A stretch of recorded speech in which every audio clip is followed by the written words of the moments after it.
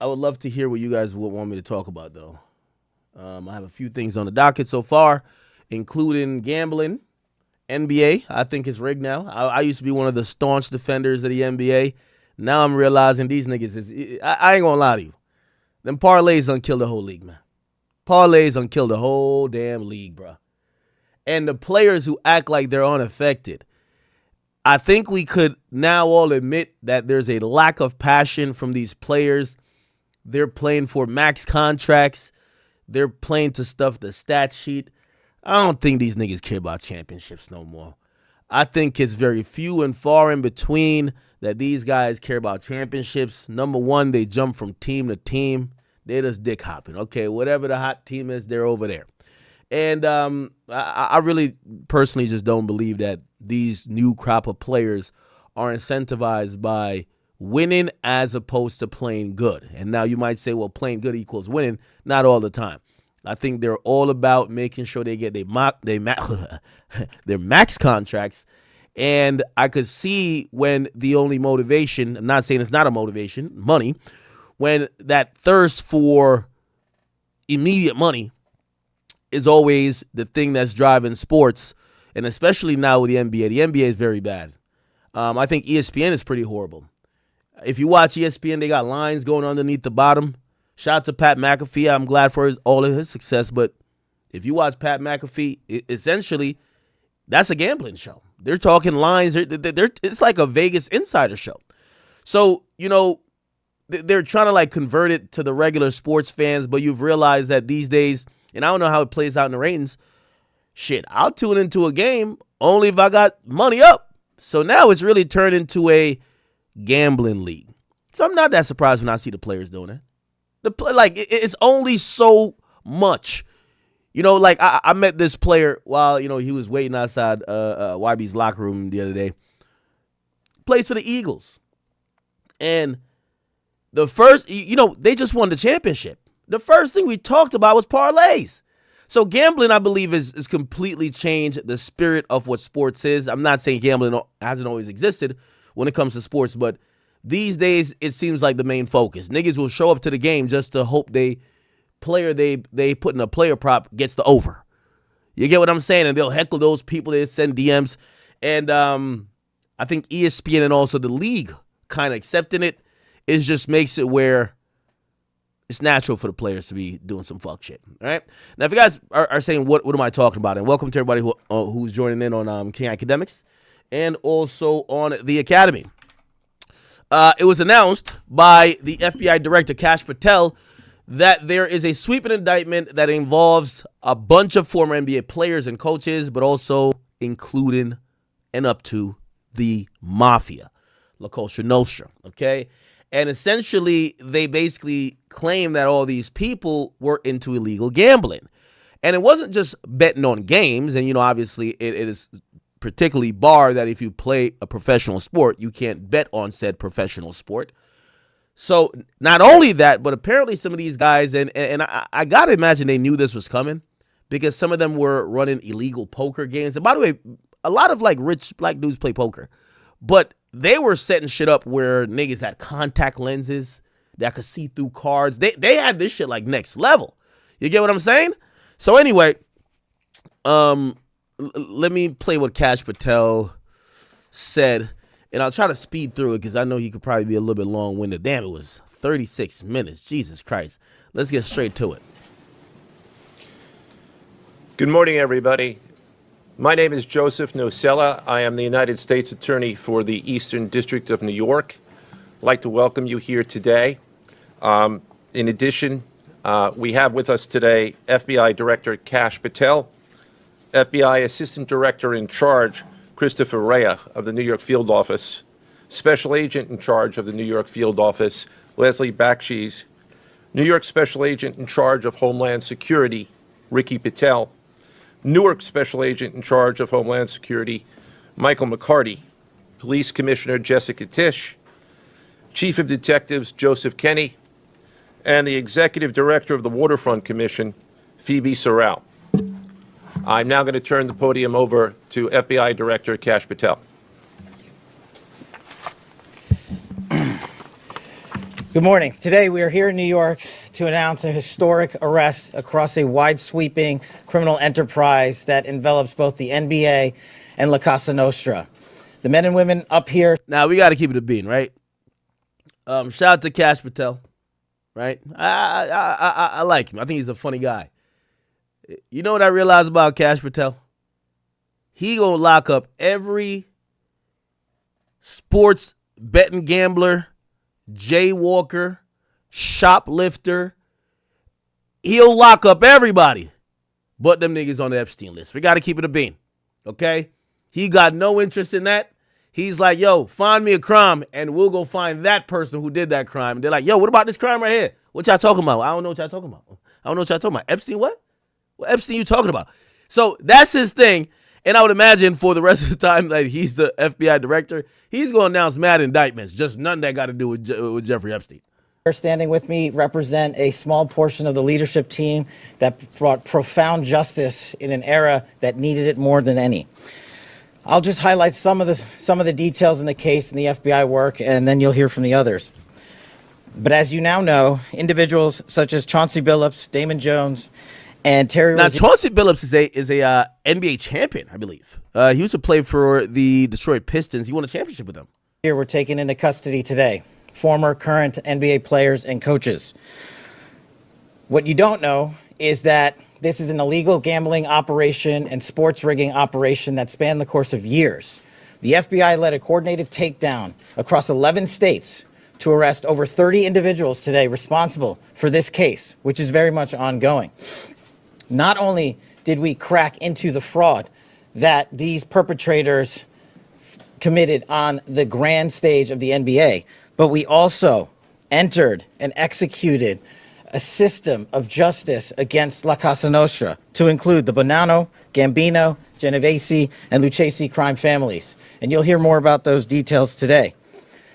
The charges and the arrests that were taken down across this country range from wire fraud, money laundering, extortion, robbery, illegal gambling.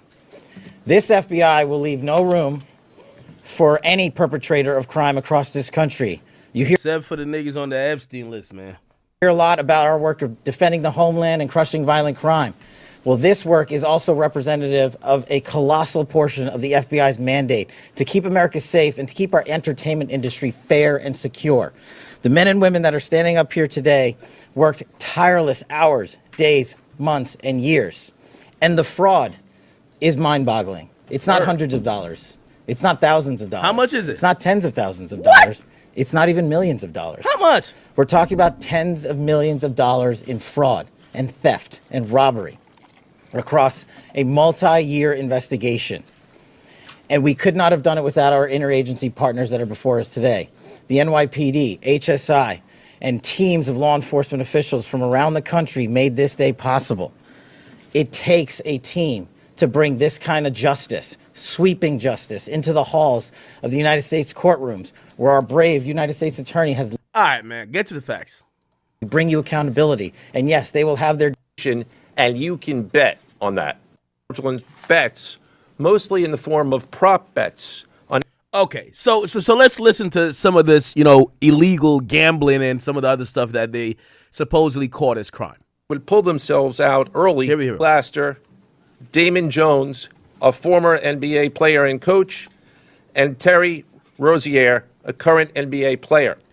So Terry Rozier, what's his salary like? I think he's getting good money. Why is he doing shit like this? Other co-conspirators were previously charged for their roles in the scheme, including former NBA player Jonte Porter. Ooh. Between December 2020... Yo, chat, we got to keep it a bean, man. Y'all think Gilbert cleaned the streets up, or y'all... I don't know. Y'all think Gilbert dropped a dime on these niggas? Yo, Gilbert might have dropped a dime on them, man. They did catch Gilbert for some illegal poker shit. Nah, I don't think. Gilbert a real nigga. He wouldn't do that. I fuck with Gilbert. He wouldn't do that shit. 22 and March 2024, these defendants perpetrated a scheme to defraud. Wait, Terry Rozier has 12 baby mamas? Yeah, it's time to do some illegal gambling when you got that type of situation. 12. No way he got 12 baby mamas. Oh, the rumor is false. Oh my God, I was about to say. If he had yo, a nigga got 12 baby mamas, you gotta work. Yo, you know I always said, yo, that nigga Youngboy drop an album like every 45 days. Yo, he got a lot of baby mamas, man. You can't just stop working. By betting on inside, non-public information about NBA athletes and teams. The non-public information included when specific players would be sitting out future games, or when they would pull themselves out early for purported injuries or illnesses. They relied on corrupt individuals, including Jones and Rozier. They also misused information obtained through long-standing friendships that they had with NBA players and coaches. And in at least one instance, they got their information by threatening a current player, Porter, because of his pre-existing gambling debts. Defendants used this non-public information to place hundreds of thousands of dollars in fraudulent bets, mostly in the form of prop bets on individual player performance. Yo, FanDuel and DraftKings, man. See y'all niggas in court. See y'all bitch ass niggas in court, man. You know, a nigga been losing. I've been losing my parlays while these niggas is rigging this shit, and I can't get my money back. Yo, FanDuel, DraftKings, see you bitch ass niggas in court. Chat, we got to start a class action lawsuit. If you have lost a parlay, a 12-leg parlay, because a whole ass nigga didn't get the last rebound, or you know he had an open shot. Come on, the league is rigged. I used to say the league wasn't rigged, but this is clearly, it's hard for me to make the point that it's not rigged. Now, obviously, people would say it's rigged by the NBA, like the association, the league office. I don't think so, but I do believe it's rigged to accommodate outcomes that would favor some people making money. The bets were placed through online sports books and also in person at casinos. The defendants relied on a network of straw bettors to place the maximum amount of bets to increase their potential profits. Most of these bets succeeded, and the intended losses were in the millions of dollars. The defendants then laundered their illegal winnings in various ways: peer-to-peer platforms, bank wires, and simple cash exchanges.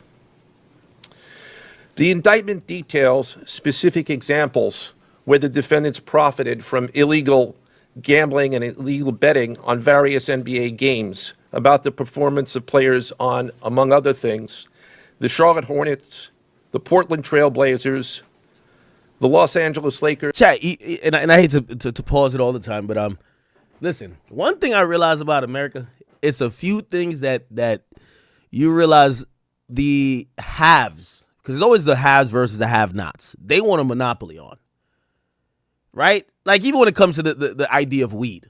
Like, eventually weed gonna get legalized in most places. This is just about who makes the money, right? If you're making the money, it's highly illegal.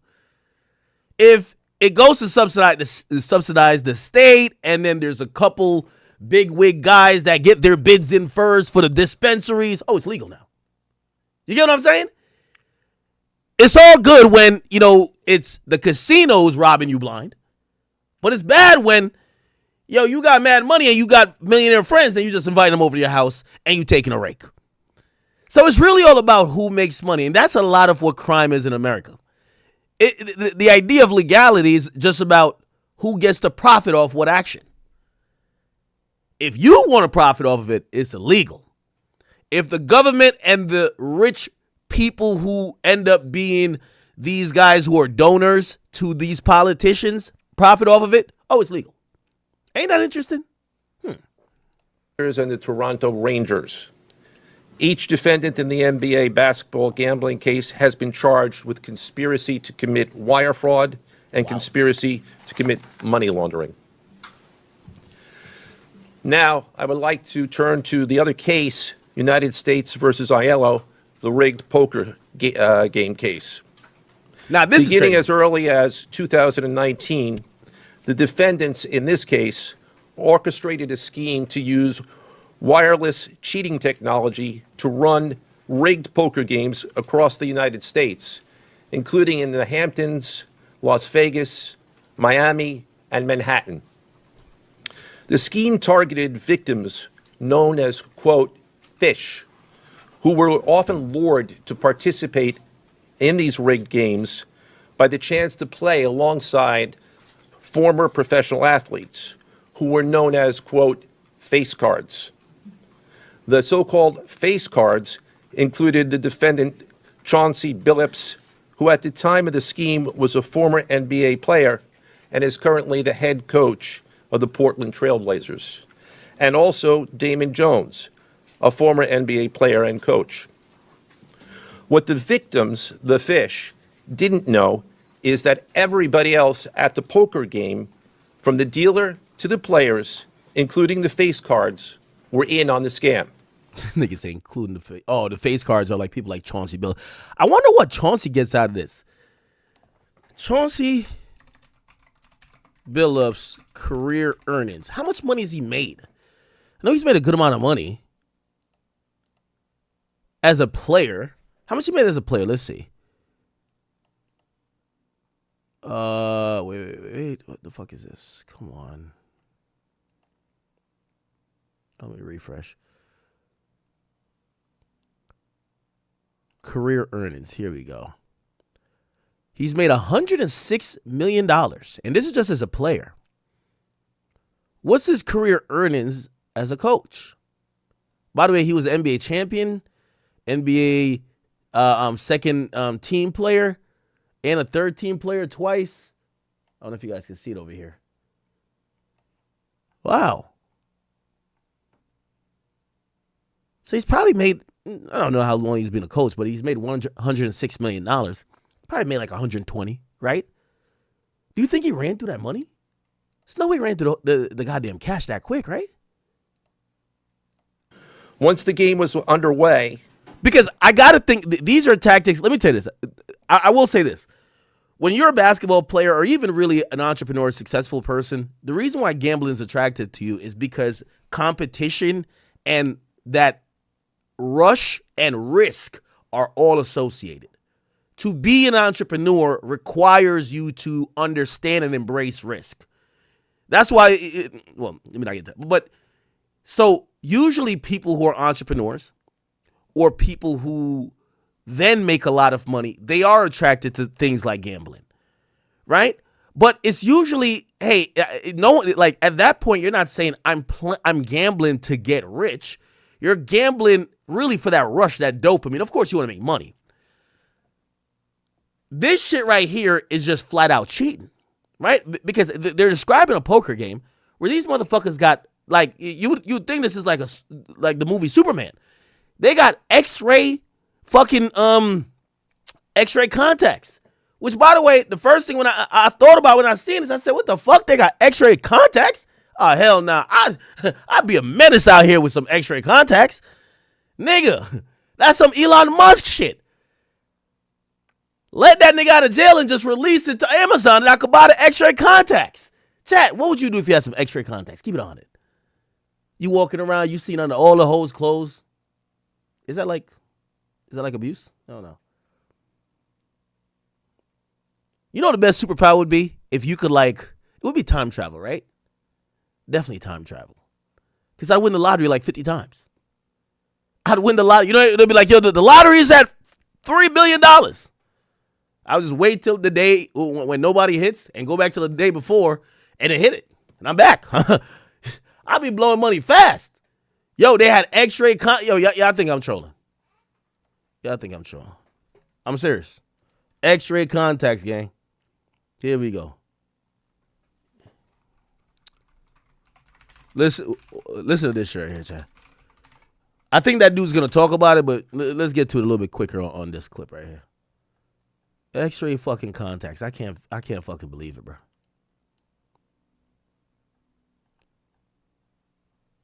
That's some good technology. Hold on. Here we go. Today, ABC News Chief Investigative Correspondent Aaron Katersky. Aaron, thank you so much for staying with us here on NBA Today. What more can you tell us about what Chauncey Billups is being accused of? Yeah, Sinead, Chauncey Billups, according to federal prosecutors, was the lure, the mafia allegedly paying him for his celebrity to attract high rollers to poker tables in the Hamptons, in Las Vegas, in Miami, and right here in Manhattan, so they would gamble, so they would play poker. What those people didn't know was that everyone else at the table was in on the scam because the games were rigged. Chauncey Billups was known as a face card because the mafia allegedly used his face to lure in these unsuspecting victims. The victims themselves were called fish, as the U.S. Attorney for the Eastern District of New York explained in Brooklyn a short while ago. The scheme targeted victims known as, quote, Aaron, Oh, here we go. X-ray. Here we go. These rigged poker games have been going on, prosecutors say, since at least 2019, and it involved these altered shuffling decks, X-ray poker tables that could read cards that were face down. There were special glasses and contact lenses that enabled players in on the scam to know what the victims' cards were. Now, chat, let me say this. And this is something I sadly have to admit by myself. Because I'm one of them niggas on Netflix. I love watching Money Heist. I always say I hate dumb criminals. I don't necessarily hate all criminals, especially when it's crime against, let's say like institutions or, as long as you're not robbing somebody's purse or like doing violence. If you go rob a bank, I hate you if you go in there and shoot everybody and do whatever. But if you have a sophisticated way of finessing, I kind of respect it. I like Money Heist. I root for those type of guys. I like the smart criminals. I can't even lie. Dumb criminals, I got to clown. When you think about these motherfuckers have gotten so sophisticated, they have just rigged everything. I ain't gonna lie. I would kind of root for this. I just don't know why Chauncey, if he knew about it, would risk everything he has. I expect this is for, some people who are not front facing, who are behind the scenes people to be doing shit like this. Not Chauncey Billups. But I ain't gonna lie, I can't hate the player. Glasses and contact lenses that enabled players in on the scam to know what the victims' cards were, and other technology brought to bear. The victim, Shanae, had no chance at winning these games. Damn. They lost millions of dollars. And since the mob was involved, prosecutors say if the victims couldn't or wouldn't pay, that's when violence was used to make sure they did. Thank you, Aaron, for providing this profound information and stopping by. No profound shit. Them niggas are scamming. The defendants fleeced the victims out of tens or hundreds of thousands of dollars per game. The defendants used a variety of very sophisticated cheating technologies, some of which were provided by other defendants in exchange for a share of the profits from the scheme. For example, they used off-the-shelf shuffling machines that had been secretly altered in order to read the cards in the deck, predict which player at the table had the best poker hand, and relay that information to an off-site operator. The off-site operator sent the information via cell phone back to a co-conspirator at the table, and that person at the table was known as the quarterback. The quarterback then signaled secretly the... By the way, I don't know if this is true, but they're claiming this is an example of like the glasses, and I guess it was a special card deck that was used. Look. They said when you put the glasses on. Oh, wow. Holy shit. I need one of these. Yo, chat. So Amazon? I need this. Yo, I need this. If I could tell if the dealer got blackjack, if I could tell if, listen, the dealer got 2 10s under there, nigga, just cash out, nigga, surrender. What? Oh, nah, this is devious. It's a 3. No, this is fire. Wow. Nigga, I need this. I need this. Yo, chat, don't you hate a good scam before you get involved? Don't you hate a good scam getting exposed before you get caught up on it? Everybody tell you about the lick. I remember that DoorDash lick they had a while ago. They were like, yo, if you do this, you get it free. When I found out it's too late, I hate when I'm late to the party, bro. I hate when I'm late to the party. What? This shit existed? Ain't no fucking way.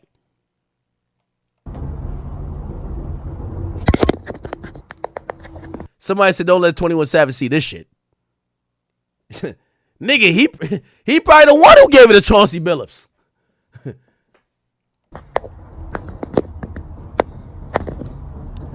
So is it something where they mark it with like maybe an invisible ink or something like that? They mark it with an invisible ink on the backside, and if you have those glasses on, you can see it. And then, yes, you're right, some Ocean 11 type shit. But here's the thing: if I'm at a table, and I know poker is a game where everybody, you want to read people's facial expressions, so it's kind of like normal that people might have glasses to throw you off that you can't read their facial expressions. You know what I mean? Because if you see somebody kind of jump like they have a good card, you might want to fold. But if you're there and two niggas always, like, say you've played a couple times and two niggas always wear glasses, and it's maybe the same type of glasses, nigga, I think at some point I'd be like, what the fuck is going on, right?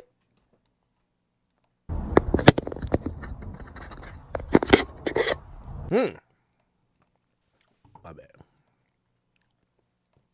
Information he had received from two others at the table, and together they used that information in order to win their games and to cheat the victims.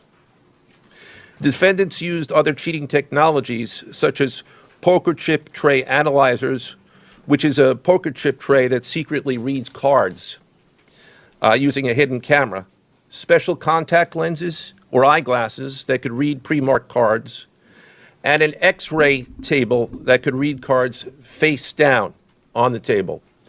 What you see depicted on the screen right now is an example of the X-ray table that reveals the cards. Although they are face down on the table, they can be read because of the X-ray technology.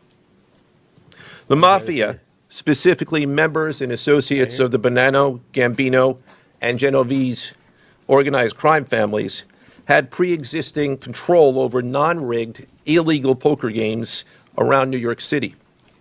As a result, they also became involved in the rigged poker games, helping to organize the games and taking a cut of the proceedings, and working to enforce the collection of debts. The defendants laundered their proceeds, including through cash exchanges, the use of multiple shell companies, and through cryptocurrency transfers. As part of the scheme, some of the defendants and their co-conspirators also committed acts of violence, including the gunpoint robbery of a person in order to obtain a rigged shuffling machine, and extortions that were perpetrated against victims in order to ensure that they repaid their gambling debts. Wow. Defendants who participated in the rigged poker scheme are charged with wire fraud conspiracy. Other defendants have been charged with crimes including illegal gambling, money laundering, Hobbs Act robbery, and extortions. This case demonstrates our office's unrelenting commitment to fighting the scourge of organized crime in whatever form it takes.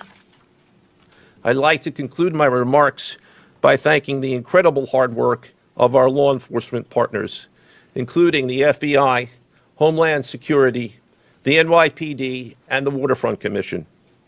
I also want to thank the dedicated prosecutors who built these two cases in Corona, All right. Also, reportedly, this affected LeBron, too. Apparently, LeBron was injured. One of his friends knew he was injured and he wasn't going to play in the game, but it wasn't announced publicly yet. And one of his friends either sold the info or gave the info to, or was pressured to give the info to one of these people in this ring, and they used it to basically bet against the Lakers. So they were like, oh, LeBron's not playing tonight. The Lakers finna get their ass whipped. They made the bet. Wow, that's kind of crazy. That is fucking crazy. Now, a lot of people were saying, yo, Gilbert, you ain't low, nigga. You fucking told. And he responded, I think on his podcast. What did he say? I think, where is it? I'm good for all the trolling. that's cool, but Rachel Nichols is foul. What did Rachel Nichols do good? She used my video, and she actually wrote that I possibly snitched. Oh, not Rachel. Listen, I'm going to troll with the best of them.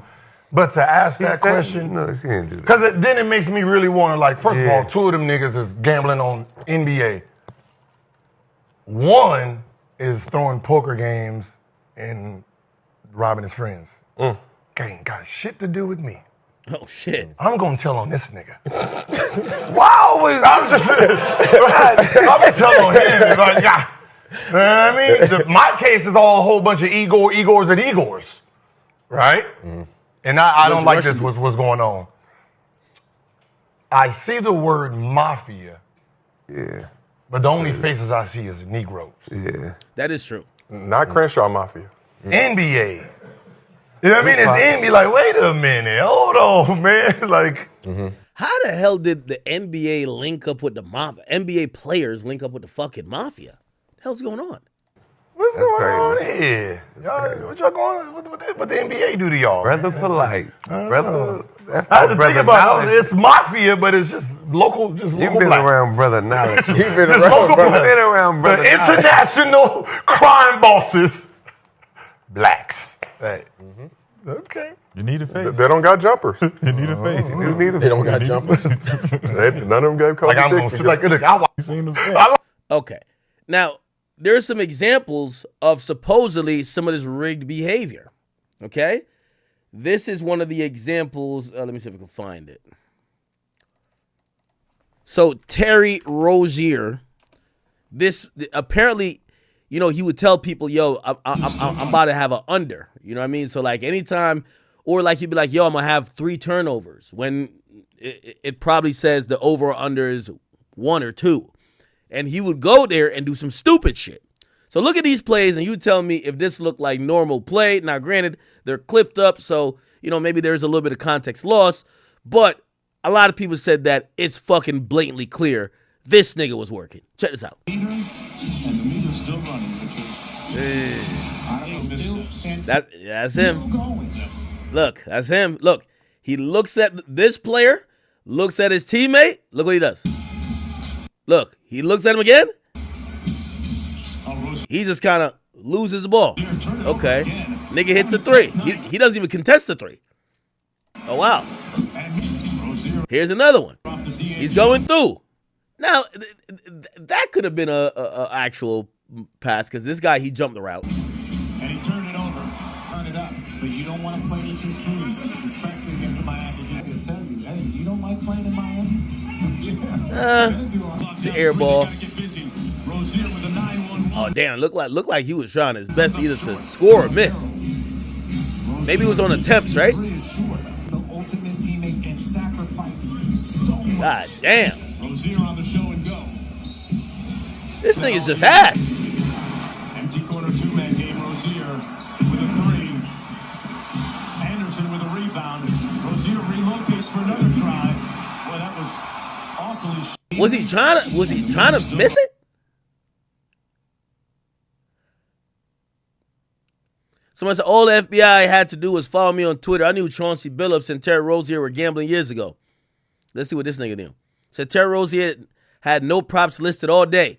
Was never listed on an injury report. His props get listed late, and then he plays the first quarter and is ruled out for the rest of the game. Surely nothing shady is going on. Chauncey Billups called a timeout to take his 2 best players out the game with 3 minutes left in a 5-point game. Never put him back in. You will never convince me some of these teams don't blatantly lose on purpose. Wow.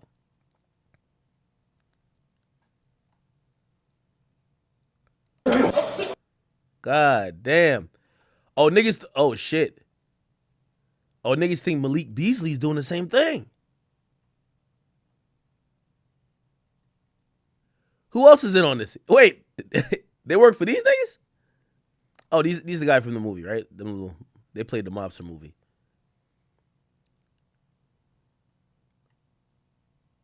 I be with the gang because they love me. This is him tweeting in 2016. Somebody says, yo, you got to make it look a little bit more believable when you're shaving points off games. Fed's going to get you, you fucking clown.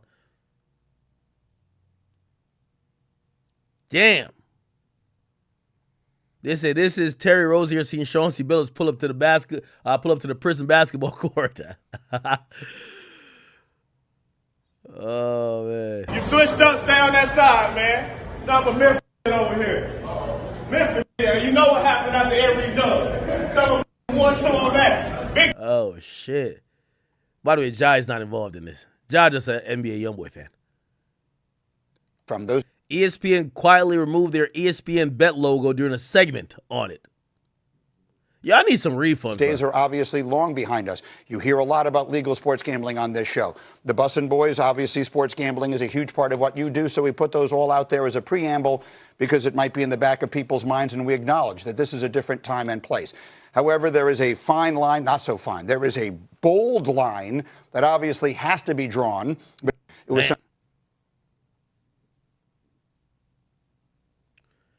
Terry Rozier had better send $200,000 to his house after cashing in on his unders. The nigga makes $325,000 a game. God damn. He makes $325,000 a game? And he basically played like ass to get $200,000 more?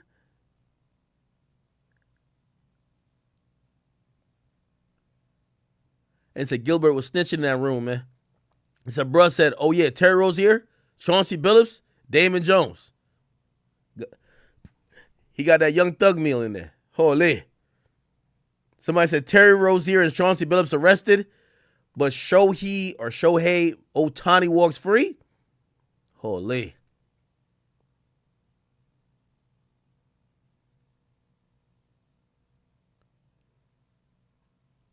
Is this real? Nah, this ain't real. No way. Shaq reacting. We all know the letter of the law when it comes to gambling and sports gambling, and I don't want to sit up here like I'm some perfect guy. Like every now and then when I go to Vegas, I'll play some craps and I'll play some roulette, but never gambled at anybody's house. Don't know anything about poker, so I don't know what they're talking about when it comes to the Chauncey thing. But I know Shaq only guilty of tricking on 22-year-old girls. That's it. And that's not illegal. That is no crime. You might call him creepy, but you can't call him a criminal. Chauncey, I know Damon very well, played with Damon, so I don't want to sit up here, but I'm ashamed that those guys would put their families and their careers in jeopardy. There's an old saying in the hood, all money ain't good money. So if you're making $9 million and you're dealing in certain things, like how much more do you need? Especially if you know you get caught, you can do jail time, lose your career. Mm-hmm. Put a bad image on. Well, let's start looking at the jail time for this, right? So everybody who participated in this, the easy one to file, and usually it's a standard charge usually in a situation like this, it's called wire fraud. Wire fraud, federal sentencing guidelines. So basically in this sentencing guidelines, let's see. Okay, all right. So it carries a statutory maximum of 20 years. So that's the maximum they could get. And let me see, what is the minimum? I want the minimum. Minimum. Is there a mandatory minimum? There is no mandatory minimum. So they could get time served, or they could get a penalty up to $250,000 in fines. Give me 1 second. I don't want to stay on this topic too long, but I'll see if I could pull up the indictment. And if I get the indictment, actually, I think they have it on Twitter. I don't even got to search it on the government website. I don't even got to search it on the government website. Here we go. Got it.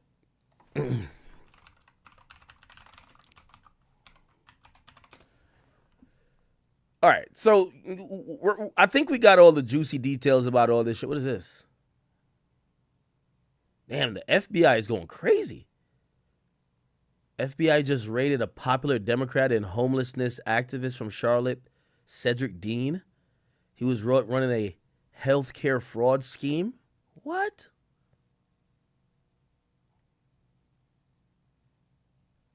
Oh, man, this is crazy. Okay, here we go.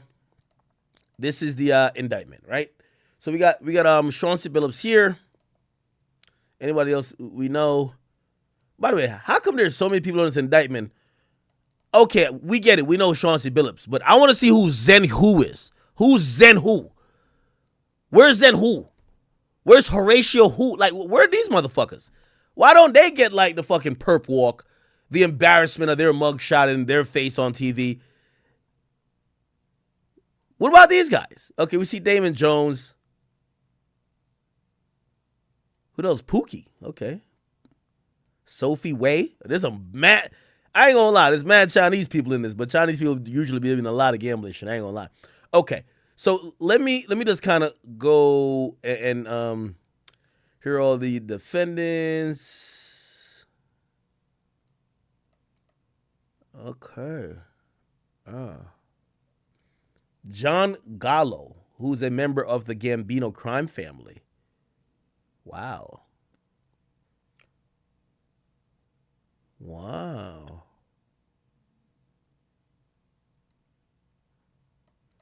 Shane Hennon, known as Sugar, was a resident of Pennsylvania, organized rigged games, provided cheating technology to other co-conspirators. Oh, so this is like a real thing. Damon Jones was a resident of Texas and a member of cheating teams. Joe Zinlani from Staten Island. That's where a lot of the mob niggas be living. From the Gambino crime family. Who else?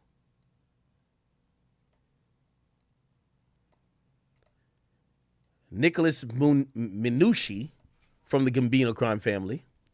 Angelo Ruggiero from the Gambino crime family.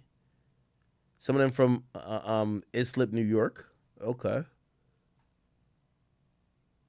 Wow. There's a lot of people up in this junk. Okay. So let me just kind of go down the charges. Well, actually, I could, Chauncey. Let me see what Chauncey was doing. Okay, so Chauncey and Damon Jones were former basketball players who are both former basketball players. One's a current head coach, or was, right? They were face card and members of the cheating teams. At the rig game, the members of the cheating teams, including the defendants and the co-conspirators, used card shuffling machines that were purportedly randomly shuffling the playing cards to ensure fairness. However, the rigged shuffling machine were secretly altered to use concealed technology to read the cards in the deck, to predict which player at the table had the best poker hand, and relay the information via interstate wires to a off-site reporter. What the fuck? The operator communicated that information by cellular technology to the member of the cheating team seated at the table, referred to as a quarterback. So wait, I guess they were looking at their phone type shit, right?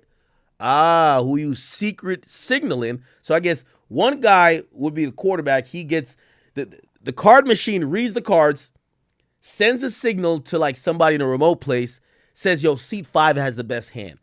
They then communicate with the quarterback at the table, and he signals, and I guess he's probably go like this or something. Like maybe this is, you know how they do in baseball? It might be like, this is 1.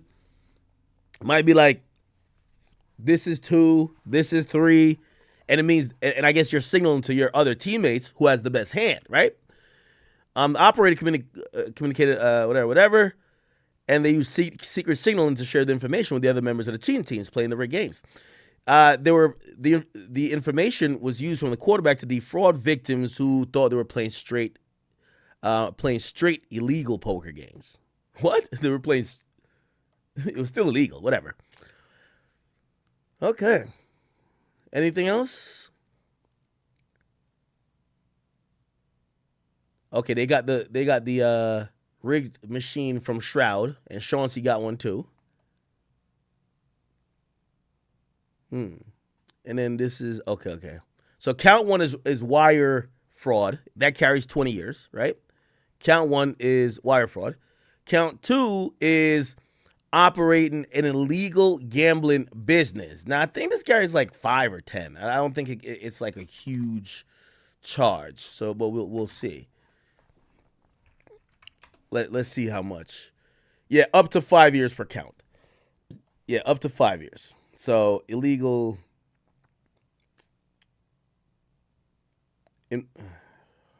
Shit, my bad. Let's just look through.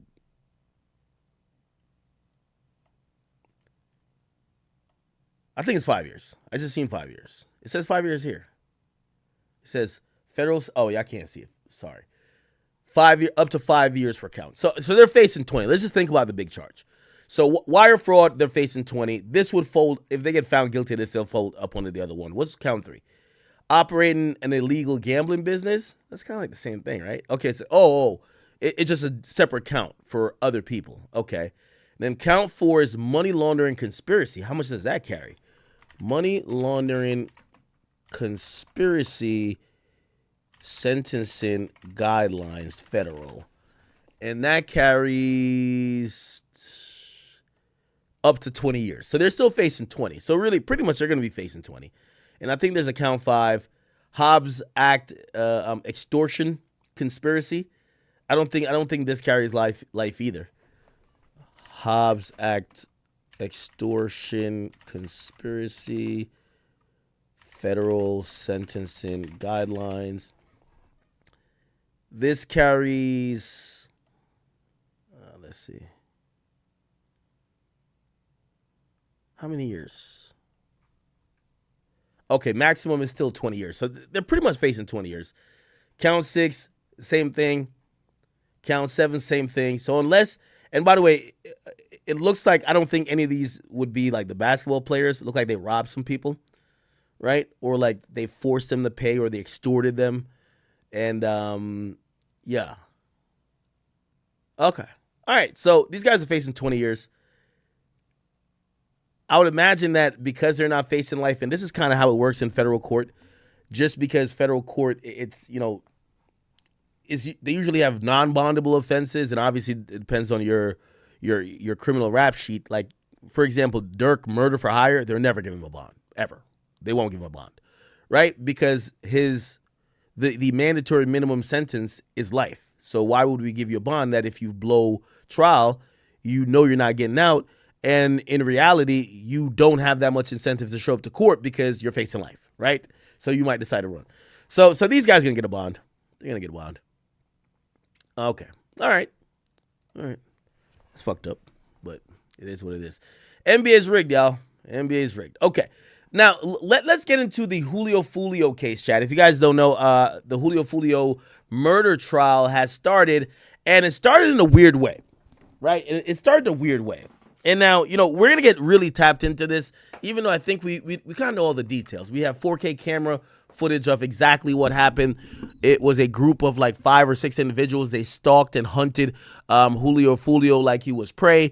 And a couple, Alicia Andrews and her boyfriend, Isaiah Chance, they gave the drop. They dropped his low, while the other dudes, Sean Gathright and the 2 other individuals, they came in and they did the hit.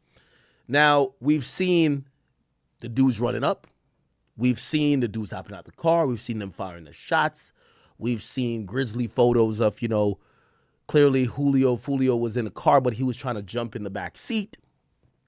It's really graphic. And I'm going to warn you guys before I kind of get into exactly what went on day one, that you might see some, you know, graphic things, but it won't be gory. So you won't see like a fucking head split open or nothing like that. But I do believe that at trial, which was televised, some of the photos shown that was allowed to be televised without some sensitivity will show and showcase some parts of a deceased body, which is Julio Foolio. So I just want to give you guys a little bit of warning on that. But this is a recap of day one, right? And I'm going to try to jump around here because there's a lot. Now, granted, this is why I said this trial is a little bit different. This is Alicia Andrews. She was reported to be pregnant by Isaiah Chance. And it was a little bit complicated because the reason why she's going on trial, if you're wondering, and again, you know, I haven't fully dug into this, so I'm open to being possibly not all the way correct. But from everything I know, they almost flipped her. She was going to be the person who turned. So she was going to be the cooperant. And what it appeared was that she wasn't going to get a sweetheart deal, and it appeared that she also wanted to defend, or she wanted to save her boyfriend. So for her, it looked like she was down to flip on the other guys, but she's pregnant by this guy. She wanted a way to save both of them. There was, she did speak to detectives when she first got arrested, and she tried to have, deny all culpability. She said, hey, we didn't know these guys were going to do that. They're like, well, on the way to Tampa from Jacksonville, you guys were using, the killers used you guys' phones. And they were like, oh, yeah, we didn't know what was going on. And she was basically capping for her and her boyfriend. Clearly, I don't know if there was a deal on the table. It did not work. And I think personally, and this is my personal belief, they're trying her first, not only because she was, at least in pre-trial, she was letting the court know that she was going to expect a baby. So they wanted to get things done quicker. We've seen in situations where, like, for example, Cassie, they made sure that Diddy couldn't push the trial back no more because you don't want the trial to be interrupted by someone in labor. And also after someone just gives birth, you might have to wait a couple, all that, extenuating circumstances you don't want to deal with. So that's one of the reasons why she's been tried first. But also, I do believe she's been tried first because that deal that they were trying to get with her with cooperation fell apart. So again, rather than her kind of like stalling out, they're kind of like, all right, since you're not going to fully snitch on the rest of the two, we're putting the full court press on you because really you're the person we really wanted to cooperate. So again, if she had cooperated, I think she would have just took the stand and her trial would be last. But I think somehow it fell apart. Okay. Anyway, she shows up to court. I hear she's doing her makeup in court. She clearly cares about her physical appearance. Honestly, I do think she's a decently attractive girl, but once you start seeing these chicks with neck tattoos and shit like this, they're up to no good. They're up to no good, chat. You're right. All they love is thugs. So anyway. And they have agreed to go ahead and excuse you at this point in time due to financial hardship. Okay? All right. And that was jury selection, day one, which was yesterday. All right, thank you. Okay, very good. Thank you. For the record, now, White has reviewed this. She's in really good mood. At times, people have seen her laugh. She's smiling a lot. Not saying that, obviously she should just be like sad there or whatever, but her body language is kind of like, hey, whatever, right? Like she's not that bummed out about being in this situation. They intend to utilize. I think she even, look, Alicia Andrews, she even gets her makeup done a little bit, you know what I mean? Because you got to look a little fly for the, where is that? Alicia Andrews.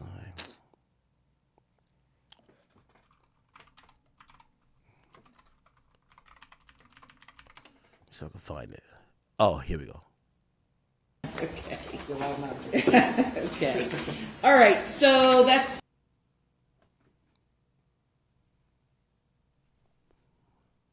Now, I'm wondering, I believe this is her lawyer. If your lawyer is cosplayed as an esthetician or one of them bitches at Sephora, while you are on trial for a charge that carries mandatory life, you're fucked. You're fucked. And maybe her demeanor is, if I'm going to get fried in this bitch, at least have me going out looking good. Maybe that's her demeanor. She checking her edges, making sure her foundation, her blush, all of that shit is good. That's good. I'm going to go ahead and this is crazy. use Mr. Jimenez. Now, I do think, and this is a trick old as time. I think she probably realized I don't got a good defense. However, maybe I could get a jury filled with simps. And you know how women do. They could be guilty as fuck. But they turn on the faucet, they start crying. Bawling even. Say they didn't know what they were doing. Even a classic one. They took advantage of me. I was just on for the ride. I was just in love. Believe women. Maybe she's like, hopefully I could get a team of simps. We only need one. You only need one up there to say, nah. So I can't knock the strategy of her trying to come in court looking all good. I do think it's a horrific idea to do it in court. There's a little back area where you get dressed at. Do it there. Time, so we still have one alternate left. And Judge, there is one other thing. You know, that's a nigga name right there. Let me zoom in on that.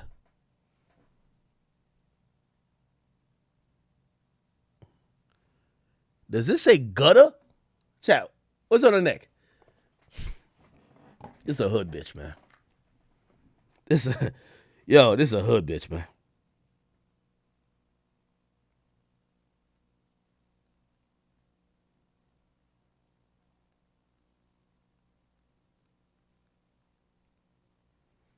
This is a hood bitch, man. Somebody said she ain't pregnant because that baby would have been born, right? This ain't gutter, right?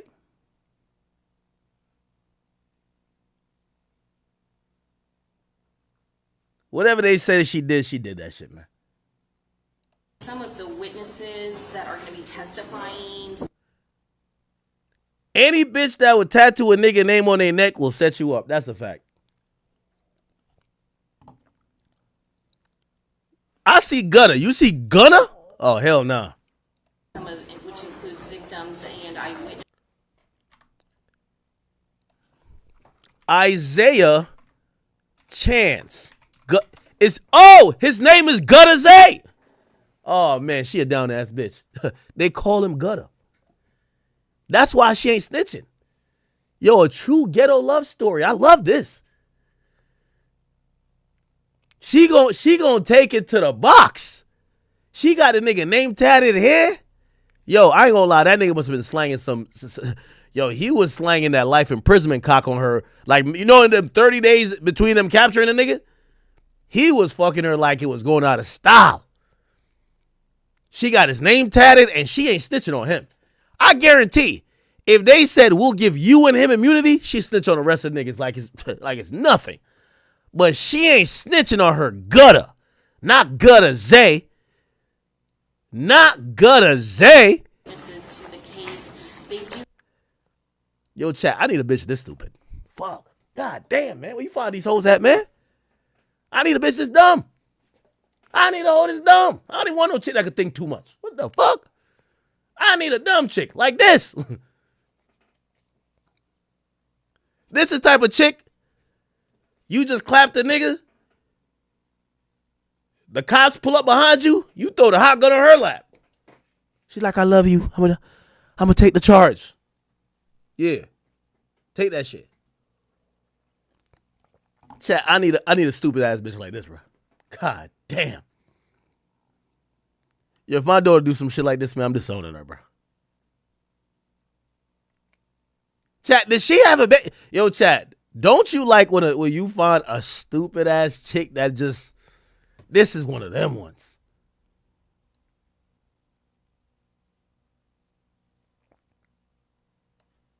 Have concern about their image being broadcast, concerns for their edges laid and shit. Safety, and would ask that their face not be shown. Well, you need to tell me who they are when they're about ready to testify. All right, get your, oh shit. Okay, all right, let's bring Mr. Jimenez in. Get your lipstick on, girl. You never know. Gutter Zay might be watching.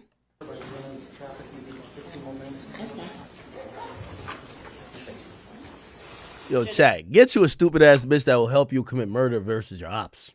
Holy. You know what's so funny? Let's go to Gutter Zay's Instagram. This bitch so stupid. I guarantee he don't got one picture posted of her, bro. This nigga was probably on here just, he was bagging other bitches and fucking them. Well, shit, he don't even want to post himself. He don't got one picture posted of this chick, bro.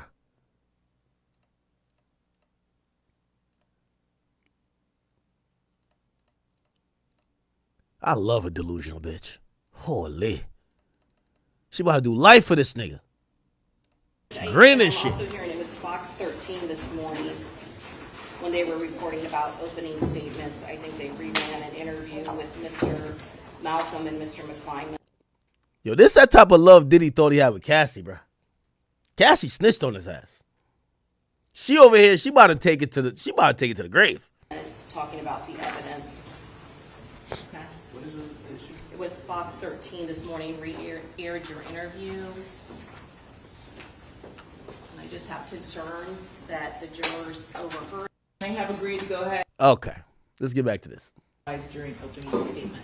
Okay, so now let's get to opening statements. All right, here we go. Recording from multiple cameras around the car. And this is one of the recordings. You'll see several in the evidence that picks up the third shooter running down behind that row of cars and taking up position by that yellow car. He is the shooter on the other side of the street that forms that deadly vortex of fire as the Charger goes by. And as the Charger, you will see in the evidence, runs down the side trying to escape down the side of the hotel, this shooter comes running up to this position by the charging station and is opening up fire down the west side facing north of the Home to Suites.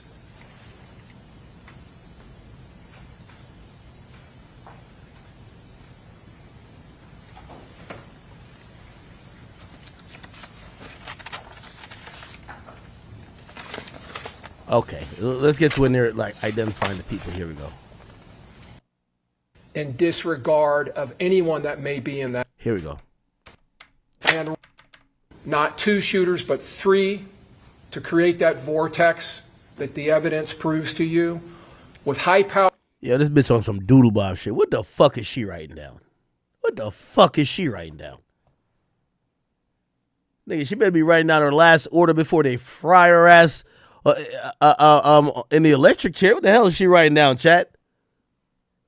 Powered AR-style rifles and a fully automatic Glock 19, bringing all of that firepower to bear in a concentrated area easily and rapidly, establishing not fire superiority, but fire supremacy, the evidence will show.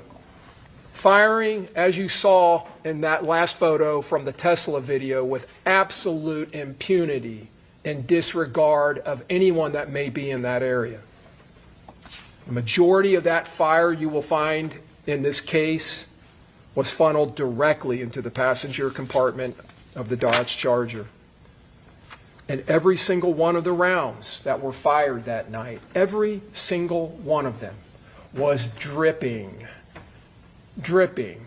with the hatred, the malice, and the premeditated intent of all five of those conspirators. The evidence will prove to you. Mr. Jones attempted to evade the gunfire.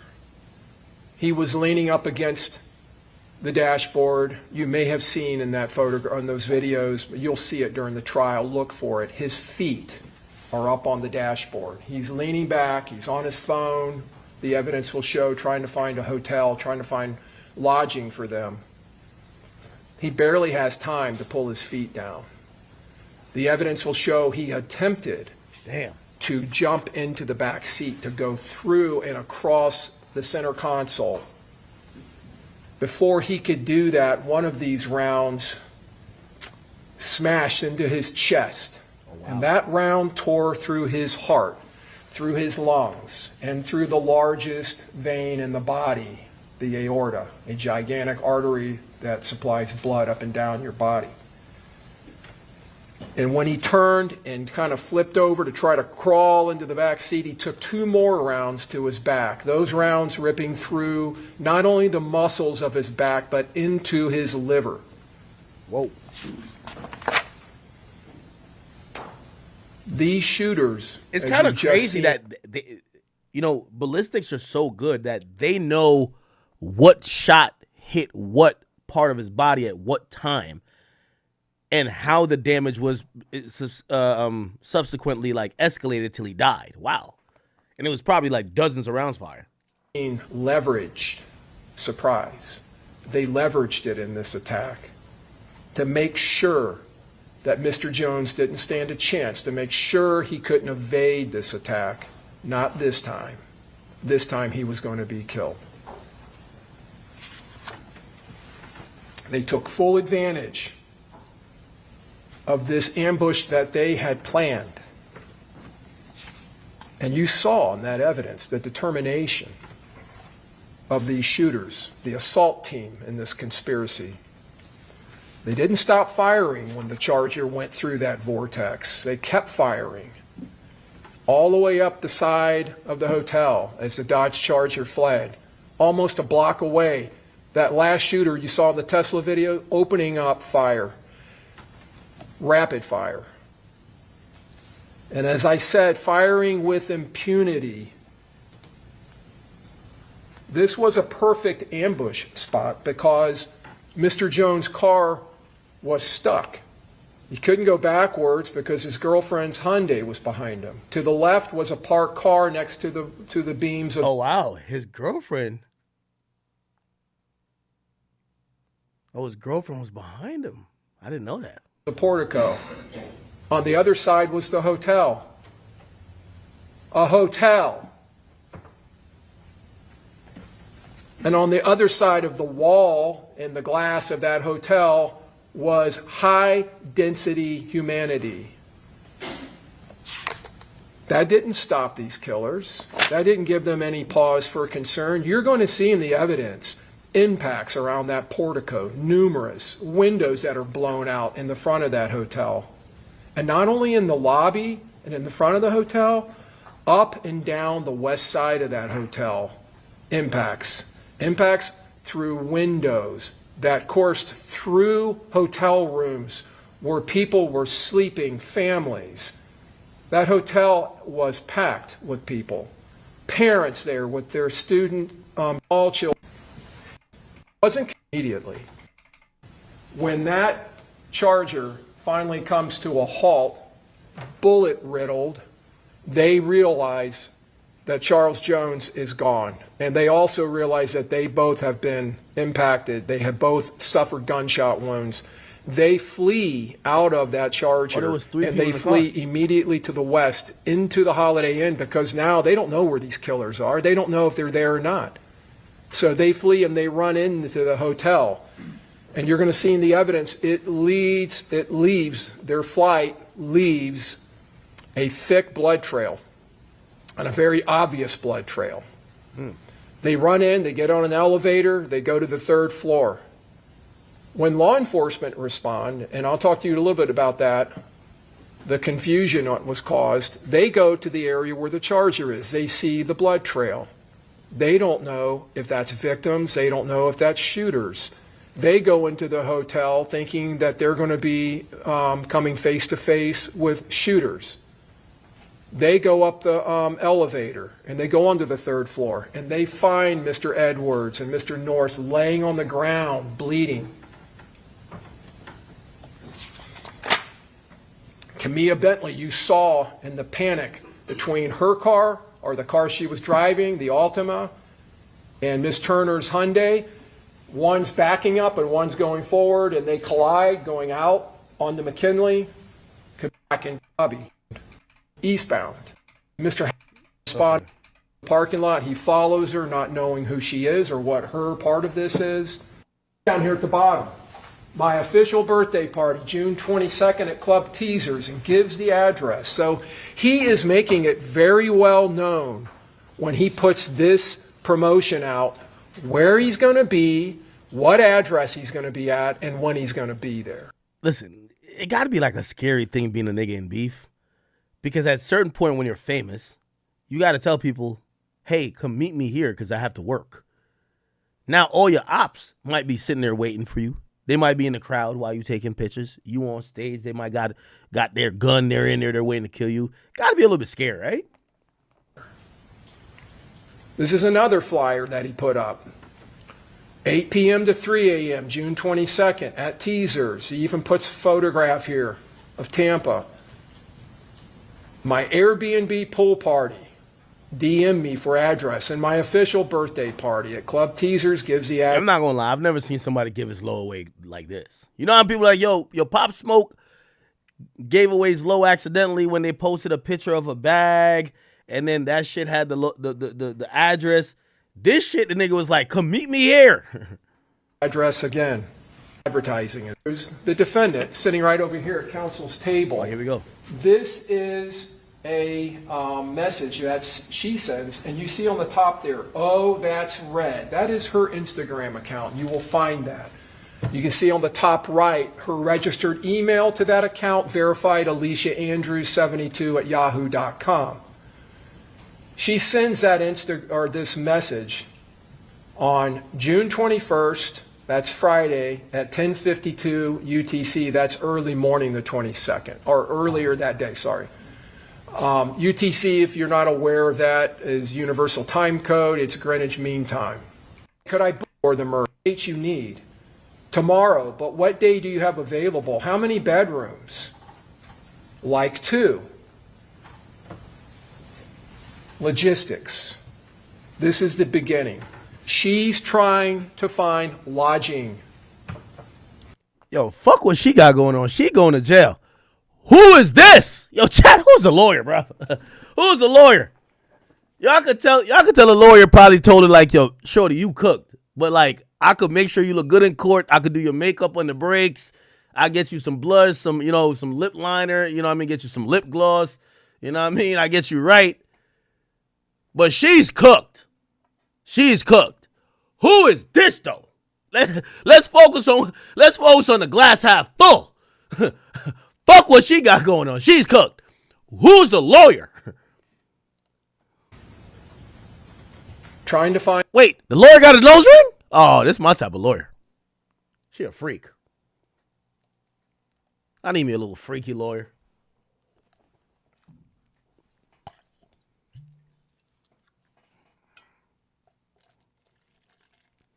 She a freak, chat. I could tell. Word 2. Find her. All you got to do, go look at the docket. She's going to put an appearance on the docket. Because as a lawyer, you got to put an appearance. So, somebody find her. She fire. Lodging for this and operation. She's smart.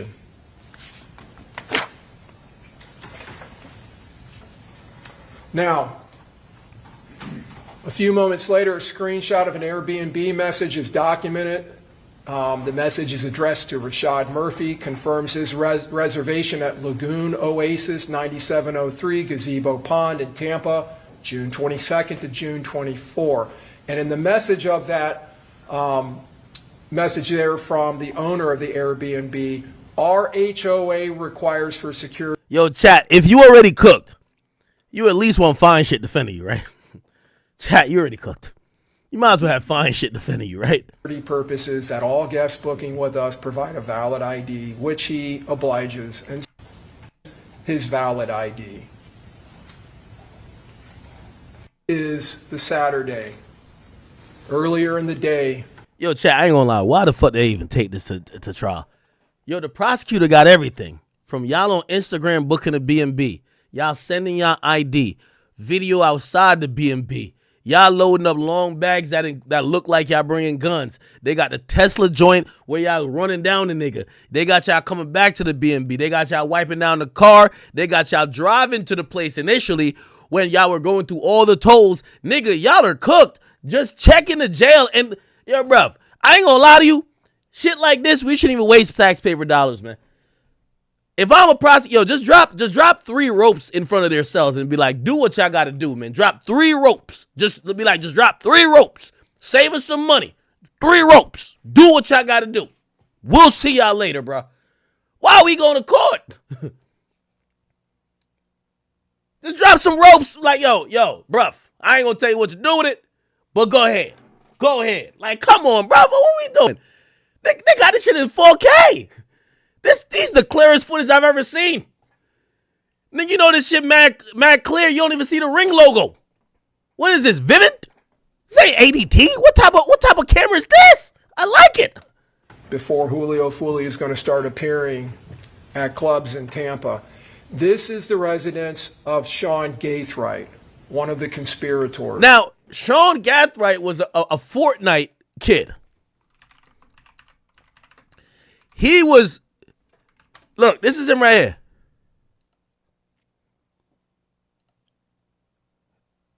This is him.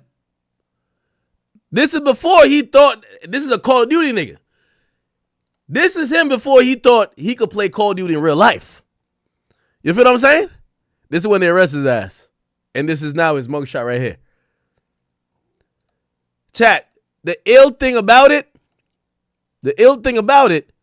this little nigga is rich. I know sometimes we talk about criminals, but like they come from really fucked up backgrounds, this and third. This nigga family rich. Chat. That is Mr. Gathright walking out with a large duffel bag. And then this is Isaiah Chance. And Isaiah Chance walking out with bags. Oh, man. And you'll see they start loading that black car, which is a Chevy Impala. That is the car that goes north in the hotel complex. That is the car transporting the assault team. And they load the bags into the trunk. That BMW on the top of the video there is being driven by Mr. Chance. Yo, chat, they got multiple cars in the driveway. They chilling. And you see him bringing out another large bag. Yo, these niggas packing for the hit like they going on vacation, like they going to Turks. Kitting up, and they're getting their gear into their transports. You'll see in the evidence that Mr. Chance ends up leaving in that Beamer. He drives and picks up his girlfriend, this defendant, Alicia Andrews, and brings her back to this residence. And then the three of them, Miss Andrews, Mr. Chance, and Mr. Gathright, get into that Impala, and they drive here to Tampa, and they drive to the Airbnb, and there will be zero doubt about all of that, because that Impala, while it's en route, is being picked up on license plate readers. You will see in the evidence their cell phones are tracking, hitting cell towers as they travel in unison all the way down to I-75, coming across from Jacksonville and heading directly into Tampa. When he comes back, Mr. Chance brings his contribution to the assault team. The Glock pistol with the extended magazine. He tucks it into his waistband. Gutter. Yo, Gutter was a real nigga still. Hold up. You can see the extended magazine sticking out in the trigger guard. And the Yeah, these niggas cook, bro. slide close-up photo of it. These niggas is cooked, bro. And you can see it bulging out of the right side of Gathright and the defendant getting that gas. See in the trial, Mr. Chevy Crew, the one that I pointed out. Bruv. Yo, I don't know why niggas is still doing crime in 2025. Bro, this is a automated picture that gets taken. There's a license plate recognition system that they could just enter your license plate and they'll just take pictures of your car like on some AI shit, just all along the fucking freeway. And they captured it. Out to you, the surveillance vehicle. This is a Chevy Cruze. This car is also picked up on license plate readers after law enforcement determined its involvement in this case. They go back and they find it. And if you can see in the lower left-hand corner, 7:46 p.m., June 22nd, it's on Bruce B. Downs at Tampa Palms, getting real close to where their Airbnb is. And by the way, the Airbnb... Now, I want to remind y'all, because, again, I am saying they're cooked, and I think we all kind of, like, we understand the story. But this is her, like, defense. Her defense is, hey, I'm not denying that anyone did the murder. I don't know that anyone did the murder, but if y'all are saying someone did the murder or did the shooting, yeah, I'll say, sure, it happened. All we're saying, and this is what the girl is saying, I never knew about the plot to murder the guy. I never contributed to the plot to murder the guy. I just went out to party with my boyfriend. Me nor my boyfriend fired a shot.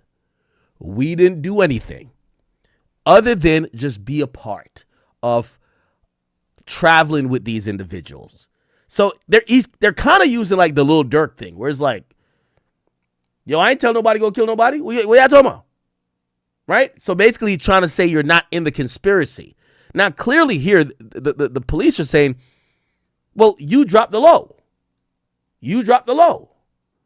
You dropped the low. You followed him. You stalked him. You were actively communicating with the people we believed actually pulled the trigger. You're a part of this. They book is 1.3 miles from the. No. Sandy Cardenas. No, it doesn't work like that. Accessory to murder is very different than conspiracy to murder. So an accessory to murder might be that you assisted someone in usually not necessarily carrying out the murder. Well, actually, it's most times carrying out the murder. But it's different if you're involved in a plot. Again, if you're the driver in a bank robbery and it turns to be a murder, you get charged with murder too, even if you're just the driver. Why? Because you were involved in a conspiracy. So an accessory is you're being used, right? Or, yo, you never knew about the plot and somebody says, yo, give me a ride over there. You know that they're going to do some shit, but you're not with it. You're not involved in the planning. You're not involved in the conspiracy. You get what I'm saying? So it's very, I know you're saying accessory to murder, but no, this is straight conspiracy. They're showing it that she set it off in motion. According to the prosecutors, she booked the Airbnb, which is the first thing that shows the intent that they plan to travel to Tampa. And the idea that the prosecutor has in mind is that they plan to travel there to commit this murder. The murder scene. You will see in the evidence that the LPR, the license plate recognition systems that are picking up these two vehicles, show them traveling in unison, hitting on the same license plate readers at the same time, at the same locations as they travel from Jacksonville. That car was obtained by Rashad Murphy outside of the circle of ATK 1200. It was specifically located and utilized in this case as a car that would not be recognized. Now, this is the LPRs. So LPRs is license plate readers. And just to let you know, because they took highways and that's how you would get from Jacksonville to the Tampa area. Jacksonville is at the top of Florida. Tampa is around here.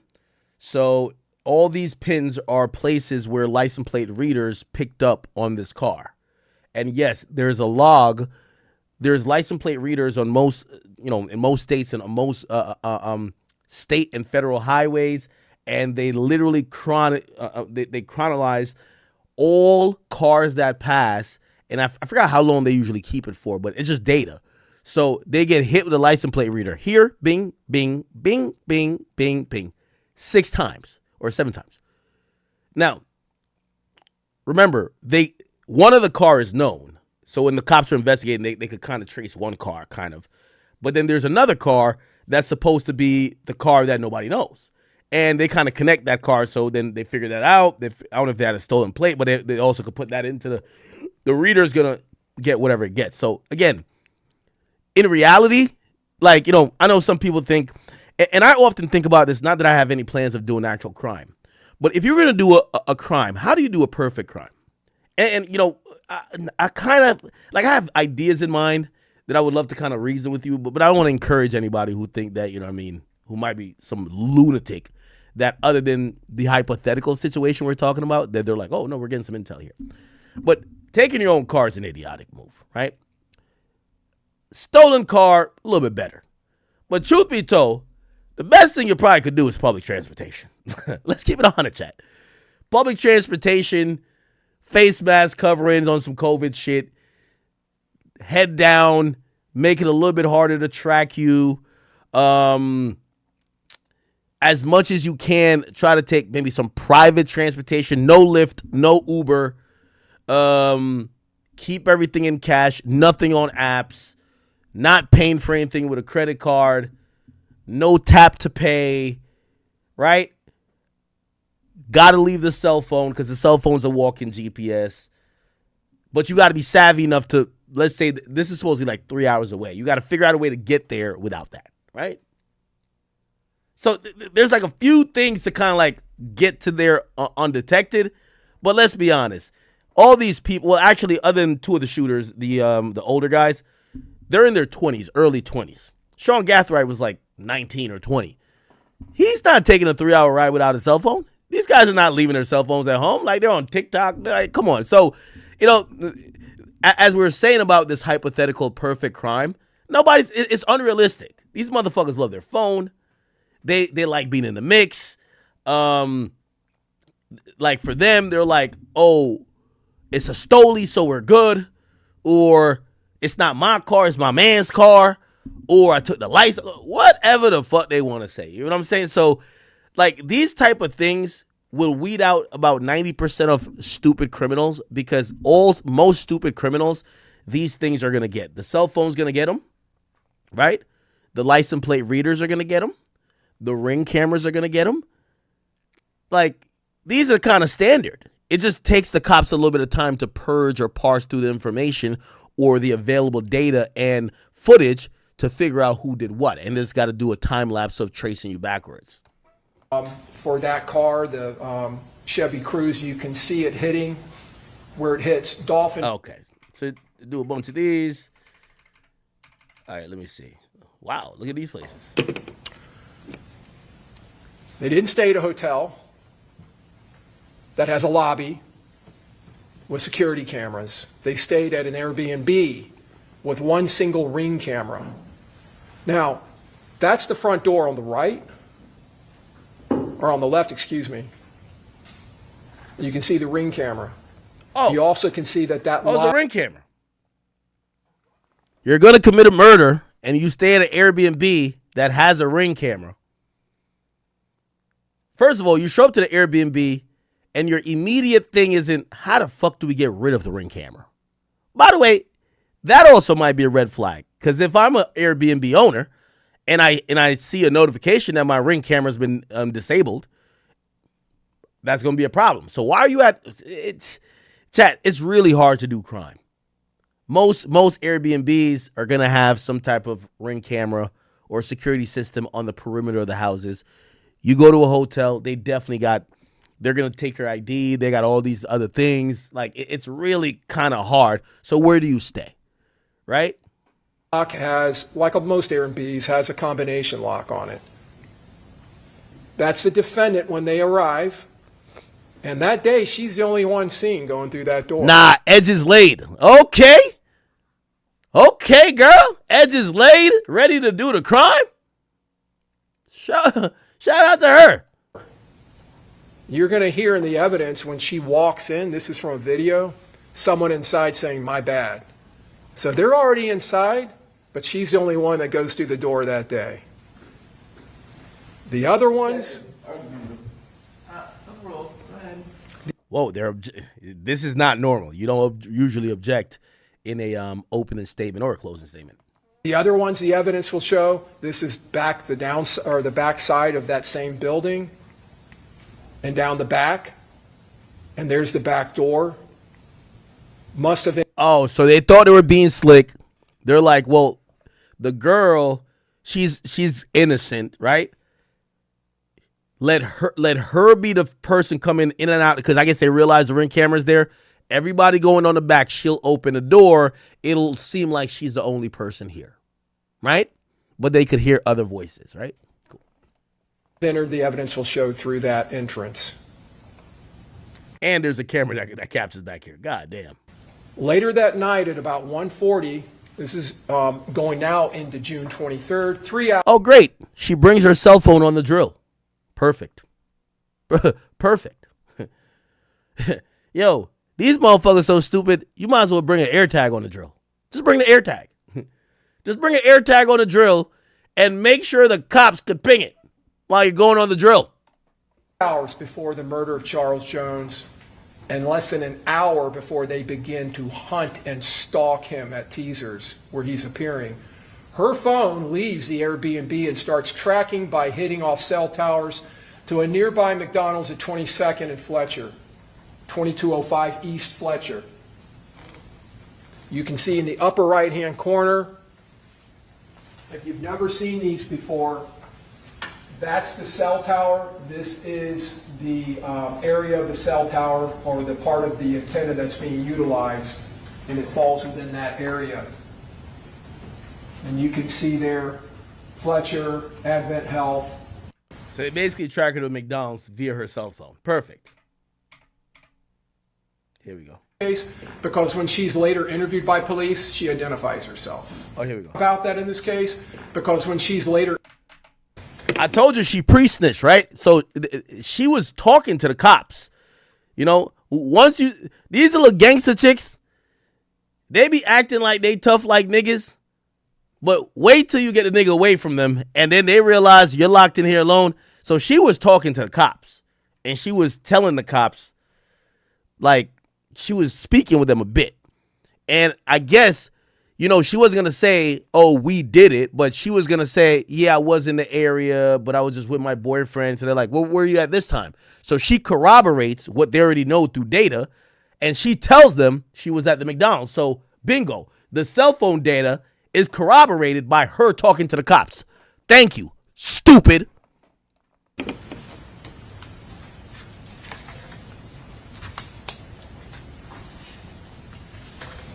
That is her in the passenger seat.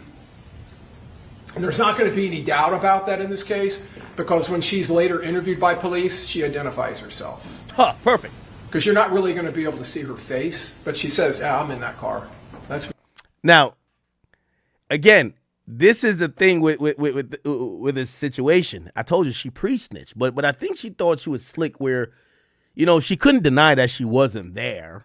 But I think she's saying, yeah, I'm there, but I didn't set nobody up, and we didn't plan to kill nobody. So they're like, no, we don't believe you have nothing to do with it. Just tell us what you were doing. And she's like, oh, okay, yeah, no, I wasn't in that car. We just went to McDonald's. Bingo. We've been tracking your ass since you was at the Airbnb with the killers. So you're now corroborating we can't even see you in the car. But you have now validated and told us you were in the car. We're going to use it against you at trial. me. You can see the driver, Davion Murphy, he's lighting a cigar. You can see a little flame. You're going to watch on this video as they proceed through this drive-through. Yo, chat, what do you think they got from McDonald's? Chat. Hey, everybody in the chat, we're taking McDonald's order before the drill. What y'all want? Yo, what y'all niggas want? What y'all want? Hey, yo, you here? Yo, let me get a number 4 double quarter pounder with cheese, no pickles on that, large fry, and a Diet Coke. Word 2. Y'all want something? What y'all want, chat? We got to order something for the drill. Can't do the drill on a fucking empty stomach. What are we, like, barbaric? Come on, man. What y'all want? You want a 20-piece nugget? Ah, nigga. You eat a 20-piece nugget, you ain't going to be able to run if we got to run. What you want? Yo, chat, did they raise the price on the McChicken? Yo, that might be the bigger story. Fuck what they got going on here. Yo, I looked up the other day, nigga, I went to a McDonald's. I thought a McChicken was $1. Niggas was like, 2. I'm like, yo, what's going on? What y'all want? Y'all want a Big Mac? I don't fuck with a Big Mac sauce. I ain't gonna cap with you. You want extra cheese? You can tell me extra cheese? Yo, you want a fried pay before the drill? Okay, you like one of them little, you one of them bougie killers, huh? Ain't no fucking McRib at no goddamn, you can't eat no McRib before you go catch a body? What's wrong with y'all? What? Filet of fish? I ain't gonna lie, man. I guarantee these niggas pulled up and say, yo, y'all niggas can only order off the dollar. They still got a dollar menu, right? Anyway. Yo, best thing McDonald's ever did, man. The double lanes, I love it. Can't even lie. I'm going on a drill. Man, get my order in quick. I need my order quick. I ain't gonna lie, I was going to the deposition yesterday. I ain't want to be too niggerish. So I didn't go to McDonald's. I went to Wendy's. And Wendy's got some new fire tenders. Shit was fire. I can't even lie to y'all, chat. I'm like, damn, I'm over here eating this shit in the car. I'm like, Rod Nation gonna be mad at this shit. I ain't gonna cap. I ate Wendy's before the deposition. But if I was going on a drill, I'm definitely eating Mickey D's. Pause. Pause on that. Whoa, that sounded crazy. Eating Mickey D's? Oh, hell nah. Eating D's? Pause.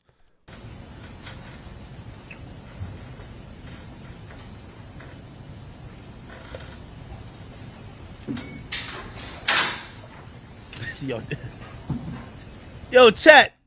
We don't even need a movie. This shit is fuck a reenactment.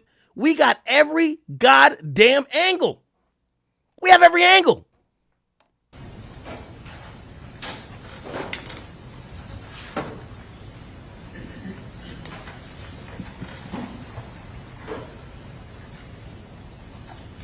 Yo, chat, this is crazy.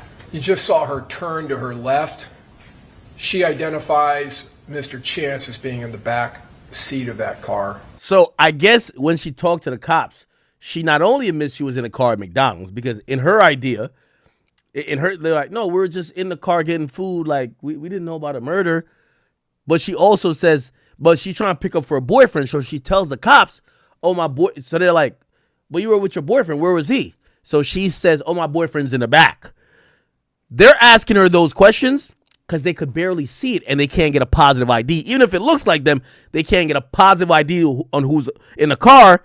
She thinks she's saving her and her man. She starts corroborating. Yeah, that was me right there, and that was my boyfriend in the back when I turned back to ask him, babe, what you want to eat? Yo, I guarantee Alicia Andrews one of them bitches where like she'd be like, I'm not hungry, babe. As soon as you get your food, she like, let me get a fry. Word two, bro. Word two. I know it. I know hoes. Well, I don't know hoes like this, but I'm just saying. One of the bitches, you'd be like, yo, she'd be like, nah, I don't want nothing. I'll eat whatever you eat. You're like, bitch, I'm hungry. I'm about to go kill 3 niggas. What are you talking about? Baby, you better order what you want. Nah, I'm not even that hungry. Like, I just eat whatever you order. You're like, fuck, bitch, I need to get a full stomach. I'm about to kill niggas. You order your food, she be like, man, let me get a fry. Fuck out of here, man. Fuck out of here, bruv. You know how it go, chat. Y'all know how it go. Stop playing.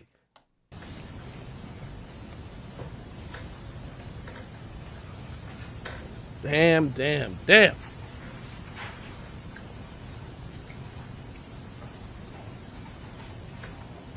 Shit crazy, man. That's Davion Murphy in the driver's seat.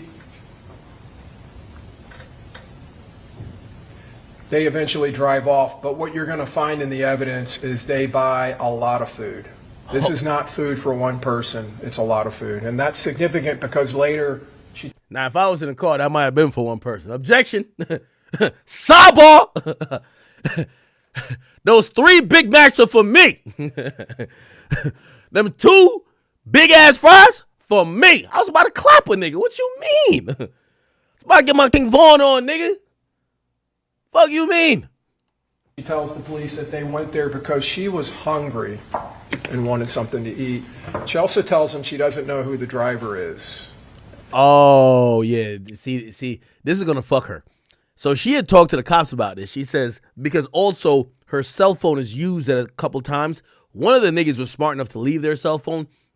But remember, they kind of bring her like, she could be like the person who, hey, you're just a girl going to a party, right? That's what they kind of have her as, like the face, right? However, the number that her phone calls are like some pivotal numbers that kind of are involved with calling the other people that involved in the shooting, the other car.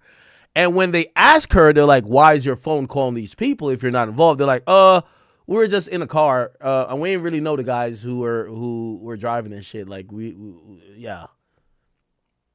Weak ass lie, right? Come on. You can't give an explanation for how he even came to be in that car or how she came to be in that car. Oh, man. Now, this is outside of teasers. As you saw, Teasers is a club that is on Nebraska here in the city of Tampa. So, as you saw in the evidence of the shooting, the success of this conspiracy, this plot to murder, this attack, hinged on the element of surprise. It absolutely hinged on that. And they leveraged the surprise that they had, catching Mr. Jones off guard. And to have that type of surprise, they had to act with a coordinated knowledge, and they needed intelligence. They needed intel. They needed real-time information. Where is he? What's his route? They needed to know exactly where he was. They needed to know his positioning, his routes of travel. And like any good operation, the key to success is intelligence, critical intel. Now, to obtain intelligence like that and to do so surreptitiously, secretly, the surveillance has to be done.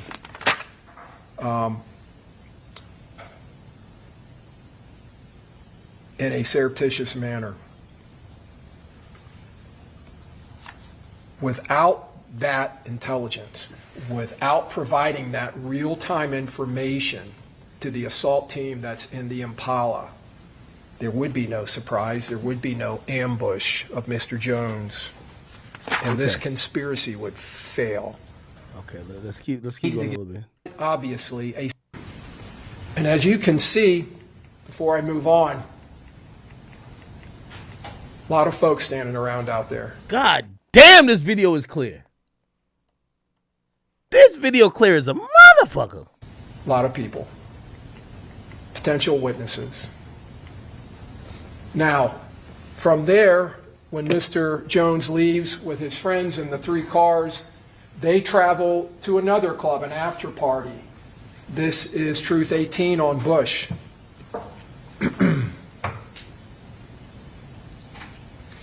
The Dodge Charger, the Hyundai, and you'll see the Altima come up.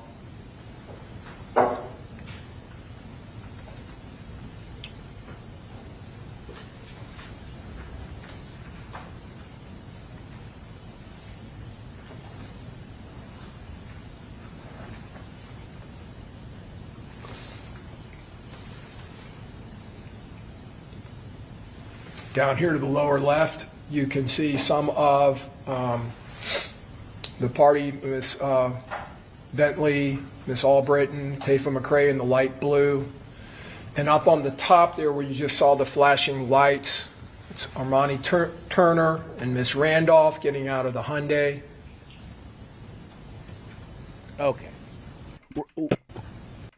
That's them at the club. Wow. And again, this is for an after party. Remember when he was walking up the steps like he was taking a video? Wow. Let's keep it going. Right? This is his Instagram video right here. They're showing that they were kind of like across the street.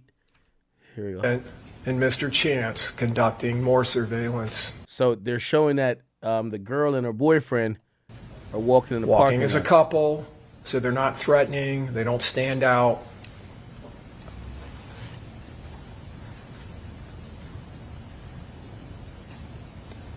So again, they're showing it's a conspiracy. They were the lookouts. They were the people that were going to give the green light to the shooters. Phone to his ear.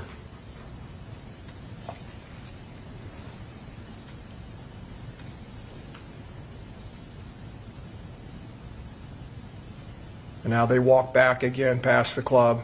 I think that's them over here.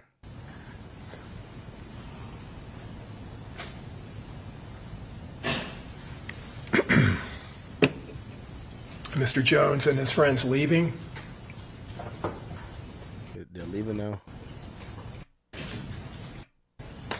Him and his entourage go down the parking lot. They do a U-turn. They come back out. They end up heading east and then doing a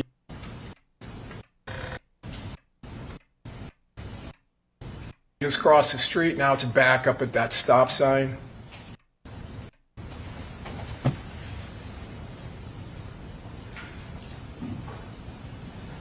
Now, ironically, which nobody, like, I don't know if people have thought about this, but Foolio actually doesn't get killed, if you ask me, if he had a reservation at the Holiday Inn. If when he had pulled up, he wasn't just kind of like waiting around to book a room and he goes straight into the building. He had people with him. goes straight into the building, and goes to his room. Well, I'm thinking he doesn't get killed, but you never know. They came 3 hours, and they got an Airbnb that was for a few days. Maybe they would have waited around until he was walking out the hotel. But they caught him at the right spot, which, I guess, it's for anybody, and you don't have to be famous. You don't have to even have ops. It's like one of the worst things to do is just to be sitting idle with no intent. Like you're trying to figure out the next move. Like you're a sitting duck. And if he goes into the hotel, you don't know. Who knows what happens the next morning? Maybe they're that brazen, they just sit downstairs and wait like we're killing this thing no matter what. But I'm almost inclined to think they wouldn't try to do it there. They probably would try to follow him and try to do something at another spot. Why? Because these are dumb criminals. Like the way they're moving, they think they're not detected. They're using the girl's phone. They got her as the only person that walks in the Airbnb, as if they believe that they're invisible, right? Oh, nobody knows we're here. They know she's here, but she don't got no smoke with nobody. So they feel they're being smart. These criminals feel they're being smart. So I believe if he goes into the hotel, they're not crash outs to the point they're shooting him in front of the fucking concierge or the clerk at Holiday Inn. They're going to be like, all right, let's just follow him to the next spot. You get what I'm saying? But I always say this. I've seen so many tragedies happen where people, it's the end of the night at the club, and people are standing around because they're looking for bitches. Oh, they're looking for bitches, so you're just standing around. Everybody's leaving, or people coming to pick up people, and you're just kind of staying around because you want to holler at some chicks or you're talking to somebody. No. As soon as you're out that venue, and again, this ain't got to do if you got enemies or whatever, but a lot of times when it comes to nightlife, there's nothing good that happens outside of a club or when you're just idling.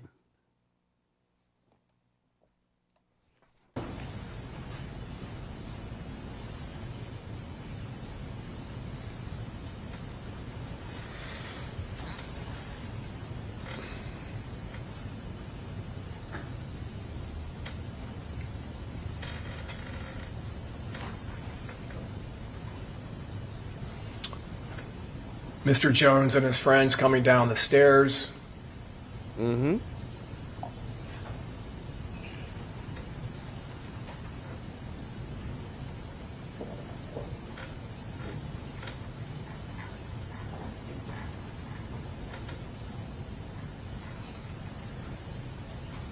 Let's skip a little bit.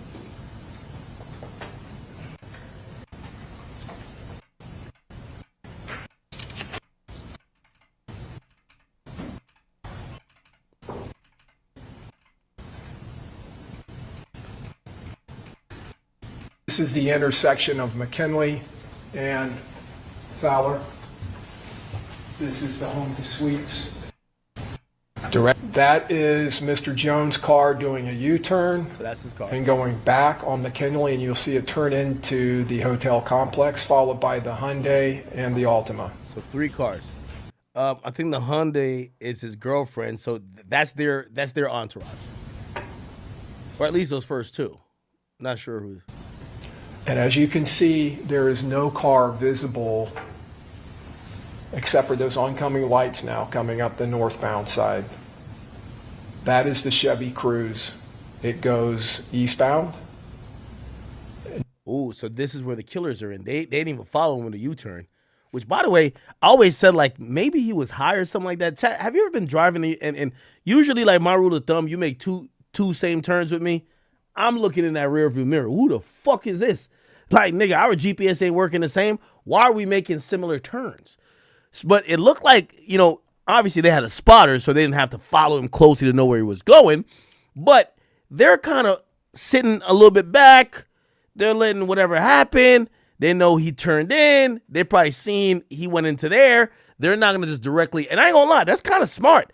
I'm telling you, as stupid as we're clowning them to be now because they got caught, they actually probably thought they were being really smart with this.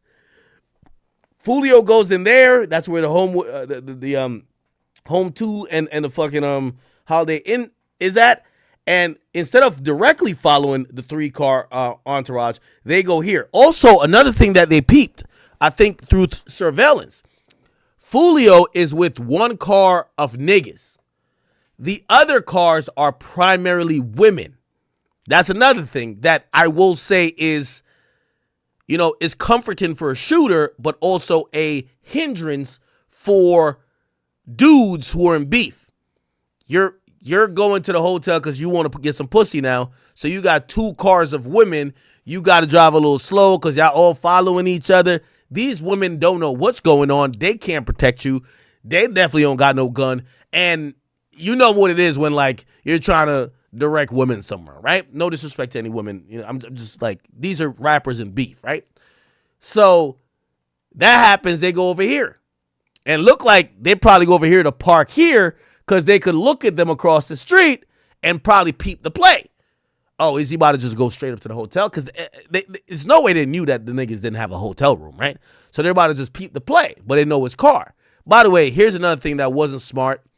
And again, we're Monday morning quarterbacking the whole thing. Julio Foolio was in the car that he had previously got shot at in. So it was a vehicle that his ops knew.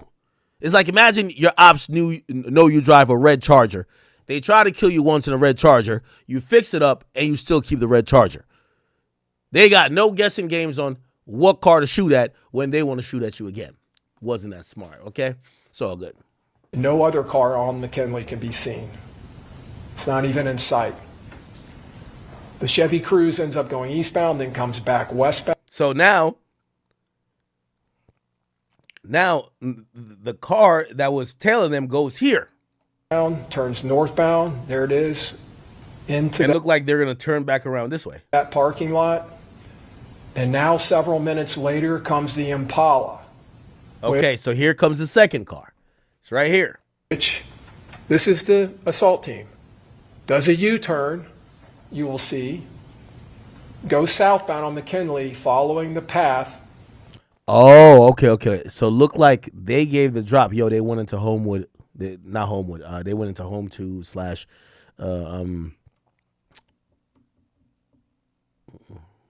whatever that shit's called over here, Of Mr. Jones and his entourage and pulls directly into that hotel. Now, again, when I mentioned the woman thing, I don't want y'all to feel like I'm vilifying women. What I'm saying is that it makes the killers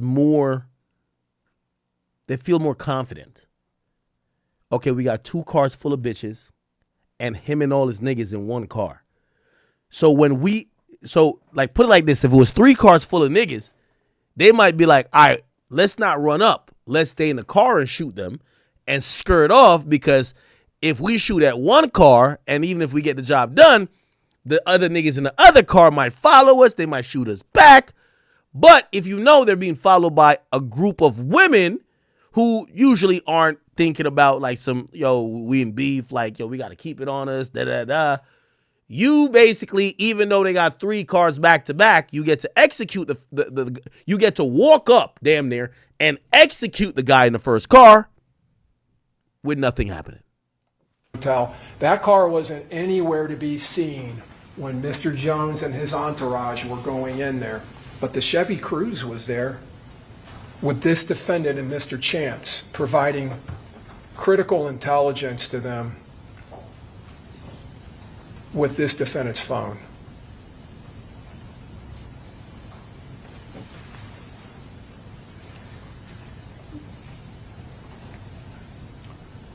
Once it pulls in, you'll start seeing cameras from different locations within the complex. Impala's 1 point over there west. Okay, so they turn. There's and it's passed back to the east. That red arrow back up, pulls in, seeing his entourage. So they have an aerial view. These are the 2 hotels side and side.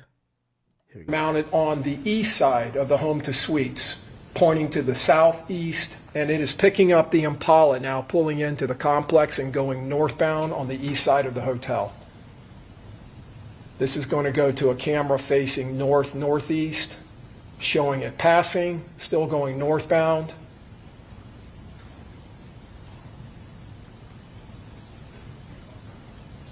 and then it turns back to the west.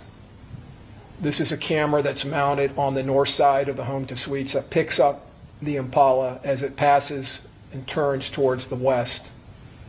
And now the Impala is on the west side of the hotel. There's this pool and this patio area. The way they don't leave the way they came. Yo, this is good footage. I can't even lie to you. Here we go. Sorry.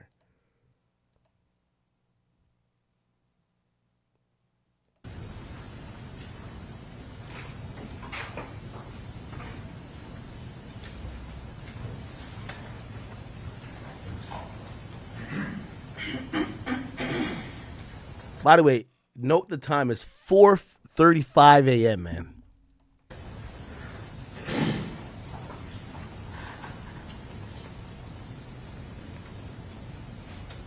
I don't know if Foolio was always a late type of guy, but essentially, if he goes to sleep, my nigga, he gets some bomb ass head from some thought, goes to sleep.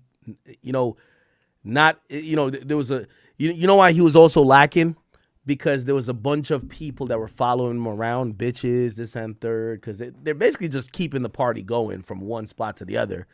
So he's not, like, if someone's following him, be like, oh, that got to be one of the cars. He's not thinking, that's my fucking ops. So, like, him trying to have fun kind of led to his demise, right? You may, I don't know if you saw that or not. The cruise is turning around, but the Impala is pulling into a spot over here at the same time as it passes back by. Objection, Your Honor. This is cumulative. Overruled. This is opening statement. Go ahead. So now the cruise is coming back, doing one last pass, and now we're within seconds of the attack, the murder itself. You can see individuals at the top of the screen moving. You're going to see them run by the front of the Tesla, getting into position. There's the third shooter, Davion Murphy. And now they come around the pistol shooter, Rashad Murphy, and the shooter on the top of the screen right there is Sean Gathright. You see the collision between the Altima and the Hyundai as they're trying to get out of there. You see Mr. Murphy come out of hiding and Mr. Gathright opening fire. You'll see Mr. Gathright and Mr. Murphy running back to the north. And you saw this, there's the muzzle flashes of Mr. Davion Murphy's rifle. Wow. And you saw the Charger going to the north. Damn, how many fucking shots? Look. Wait, is that the... That's the Charger picked up by the Tesla cameras heading north. There goes Mr. Rashad Murphy. There goes Gathright. And there's Davion Murphy. Bumbleclot. These niggas came like it was a movie. And you can kind of see the blocky image of the brass catcher on the side of that rifle. Another view from the Tesla of Davion Murphy running back to the Impala. No, this is crazy, Jack. This attack was relentless, as you saw. They weren't going to stop. They were going to make sure that they killed Mr. Jones, that he was not going to live, that they were not going to go back to Jacksonville without him dying. And you saw that relentless attitude of these defendants as they were shooting.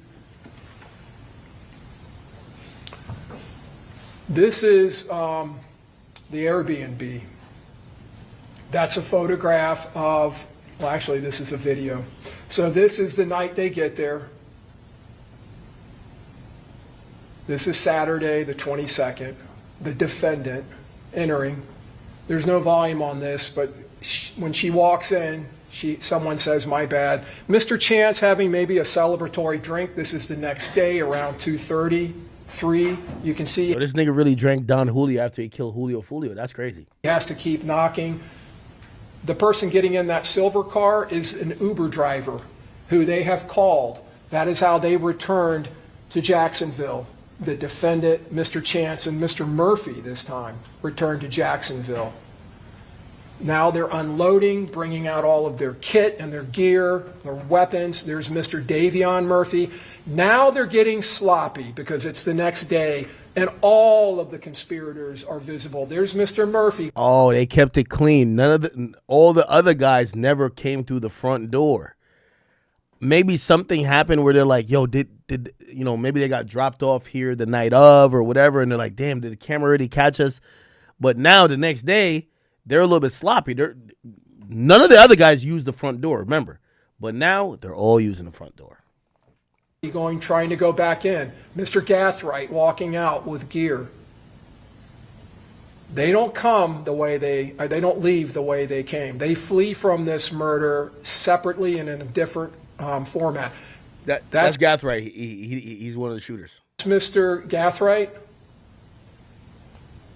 He leaves independent of the others in the Impala. Objection, Your Honor. Counsel's now reading the evidence, stuff that's not even been introduced, Your Honor. Well, because it's opening statement. He just... Yo, she got like some bang-up lawyers. It's opening statement. You can't object to this shit. You get what I'm saying? Like opening statement, closing statements. You get to do your opening, okay? Telling the jury what he believes the evidence will show. So I'm going to overrule the objection. So opening statements is... Hey, throughout this trial, the evidence that we have will show you this. So you get to have a narrative tone as opposed to when you have a witness on the stand. You kind of have to stick towards asking questions and directing it to facts.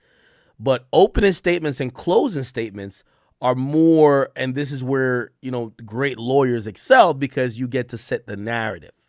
You can see Mr. Gathright goes over to the side to the back. Yeah, what is she drawing right now? She must be drawing that nigga Isaiah Chance. Gut him. And that's how they got in the day before. The evidence will show Mr. Gathright, Sean Gathright, whose house they all started at with the Impala. He leaves, but he has to go back to Jacksonville. Mr. Gathright drives across I-4 to Polk County, to Auburndale, to his grandmother's house, where he switches cars. He leaves his Impala at his grandmother's house, and he takes her Toyota 4Runner, and he drives out to Orlando, where he goes out that night to a club, and he posts a photograph of him drinking Don Julio tequila, which... God damn, man. I'm on a Blanco, but damn, chat. God damn. Is a diss to Charles Jones. Charles Jones, Julio Foolio, was known in all of his social media to drink Don Julio. That's where the name came from. He was notorious for that. This Mr. Gathright drives over, switches cars, goes to Orlando, then he ends up in Jacksonville. That's Mr. Gathright being picked up on a Flock license plate reader system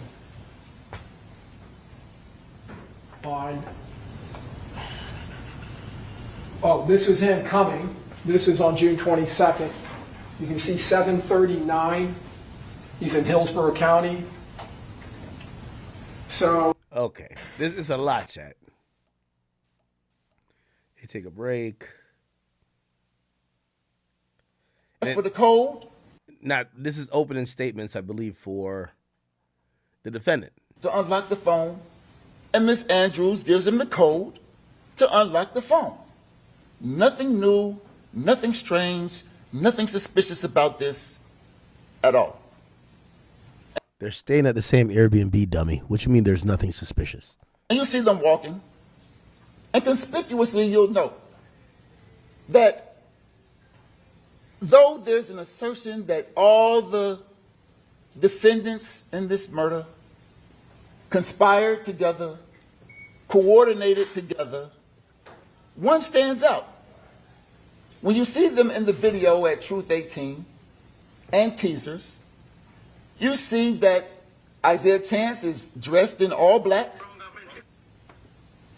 face covered with the health mask, hoodie on. You see Alicia Andrews not dressed in all black, mask on, face completely exposed. When you see the video of the shooters, at the hotel, all dressed in black, from head to toe. Rashad Murphy and Sean Gaithright. Everybody's coordinated. Why is her lawyer basically saying the other niggas did the killing? Yeah, that was Sean Gaithright and the other nigga, but that was my client. Dressed in black, covered from head to toe, Isaiah Chance, Rashad Murphy, Davion Murphy, Sean Gaithright. All of them except Alicia. She wasn't in the loop. Then they walk up to the club. You see them go out of camera, then go back to the car, and they leave. Now, the state says that everywhere they went, they were following Charles Jones. As a matter of fact, the state even said Alicia was driving. Said that twice. Alicia Andrews doesn't even have a driver's license. Doesn't even know how to drive. Never drove. Was never in control of the situation. She was a passenger in a car. Her boyfriend drove, in her mind, to get some food and to go to a few clubs in Tampa. She had one agenda, to be with her boyfriend. No mission to do anything to Mr. Charles Jones. Be with the boyfriend. Yeah. But the state says, and Detective Ramos said it too, that Alicia Andrews, if she wasn't a part of the conspiracy, should have stayed in the car. Could have stayed in the car. But at the same time, the state tells you that Mr. Jones died in the car, caged. He was a sitting duck in a car. So of course, when Isaiah Chance gets out of the car in the middle of the night, Alicia Andrews knows better than to just stay in the car. She came with her boyfriend, intends to be with her boyfriend, gets out with her boyfriend, and walks to the club with her boyfriend. She didn't stay in the car like a sitting duck, because bad things can happen to you when you sit in the car in the parking lot. That's it. That's all. No evidence whatsoever suggesting that Alicia Andrews was on some surveillance mission. As a matter of Yo, chat, I ain't gonna lie, man. This is why I don't want no goddamn black lawyer as my damn lawyer, man. What the fuck? This nigga just chatting. I don't even think it's race. This nigga just chatting, bruh. Like, holy. Yo, your life on the line and this is the fuck shit he just said? Yo, man. Yeah, I'm finding a Jewish lawyer, man. I'm sorry, bruv. Yo, this type of talk good for the cookout and the barbecue. This ain't good for court. It's good for the cookout and the barbecue. This is Unc right here off of Fifth of Henny when he showed up to Thanksgiving dinner. And he got mad stories about when him and your mom was kids. Sound believable? You like it? Make you laugh? You keep eating the turkey? But not when you're facing life in prison. Hell nah. Get this nigga the fuck on out of here, bruv. Get this nigga the fuck on out of here, chat. No way, no how. No way, no how. the fact, there's no indication that Isaiah Chance needed her help to survey anything. When walking, you'll see Alicia Andrews is farthest away from the club. Both clubs.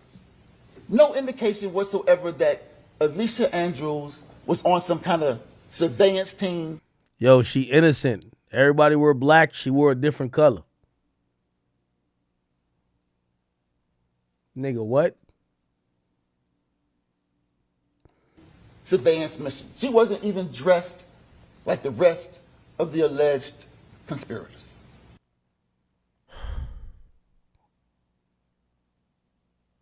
Their way of getting her off is saying she was dressed differently.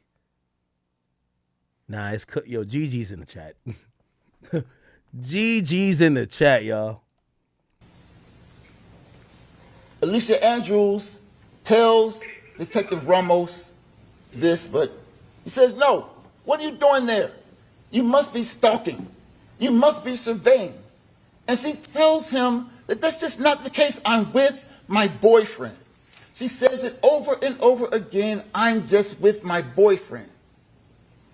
As a matter of fact, in that interrogation room, every time Detective Ramos asks her questions about herself, she's forthcoming and truthful. He tells her she has the right to remain silent. She doesn't exercise that right. She tells him exactly what he wants to know Pre-snitching. when he asks her questions about her. This is crazy, Chad. For example, What the fuck is she writing, bro? Yeah, just keep scribbling. The jury will think you're smart and you're onto something. in the interview, Detective Ramos asks, is that you in the car? Without hesitation. She says, yeah, that's me. That's not a good thing, dummy. Admitting you're in the car with the killers is not a good thing. Especially when they ask you, so how did you get in the car with the killers? And you're like, I don't know. We just got in the car. You're one of the killers. That's why. Another truthful statement. Do you know the guy who drove you? Oh, this lawyer is saying, jury, give her props for telling the truth to the cops when she got locked up. Is this nigga stupid? He wants her not to get convicted because he told the cops the truth. You ever see a kid get in trouble and be like, if you tell me the truth, you ain't gonna get in trouble. That's what this stupid ass nigga think is gonna apply. Oh, well, she told the cops the truth. Yeah, she told the cops the truth that incriminated her even more. To McDonald's? No. She doesn't know him. Just showed up at the Airbnb that night. You guys went to some clubs? Yeah. Couldn't get in though. And the reason why they didn't go in is because they didn't like the price. They asked the bouncer how much, didn't like the price, didn't go in. Do you remember the clubs that you went to? Not really. Is that you and Zay as they walk through the parking lot? Isaiah, they call him Zay. Is that you and Zay? Yeah. Get it right. They call him Gutta-Zay. Is he using your phone? Yeah. Who is he talking to on the phone? I don't know. Yo, this nigga's opening statement is regurgitating what she said to the detectives without a lawyer. If your lawyer's case is using what you said without a lawyer, I don't think you got a lawyer. The lawyer is reiterating what she told the cops without a lawyer. Oh yeah, she told the cops that she was in that car. She's truthful. Bruv, you know you're supposed to defend her? At the McDonald's, was Isaiah in the back seat? Yeah. Every time Detective Ramos asks Miss Andrews a question, she's honest, forthcoming. What the fuck going on back here? What in the lesbian fuck is going on back here? Chat, what the hell going on back here? Wait, fuck, my bad. Wait, But at the same time, no. Rashad Murphy says that matter of fact, drivers never Yo, one of my left buttons is like stuck. Chance, he was fuck. Little Airbnb. Miss Andrews then later gets out the car a few minutes after. There's a big fight. As time moves on, Alicia Andrews learns that not only is Isaiah Chance more than not nice, sometimes he could be threatening, controlling. sometimes she'd have to suffer serious Now consequences. spill alcohol on it. Stop playing with me, Chad. In response, when it's time to go to McDonald's, though, she finds out. This nigga drinking Don Julio on the job, man. Get this nigga out of here, bro. Bro, he drinking Don Julio on the job, man. He think he big act. Nah, get this nigga out of here, bro. Yo, stop playing, dog. Stop playing, bro. Yo, all y'all criminals, man, make sure y'all save $20,000 for a real attorney, man. You get this bumbling nigga who just basically talking about how you incriminated yourself without a lawyer, and he's using what you said without a lawyer. Instead of saying she felt scared and she was just trying to say anything, he's using what she said as the legit defense. Get him out of here, man. When it's time to go to McDonald's, she comes downstairs, and Mr. Chance gives her the keys and says, hey, go get in the car. And of course she does. She goes and gets in the passenger seat, but that's a bad assumption because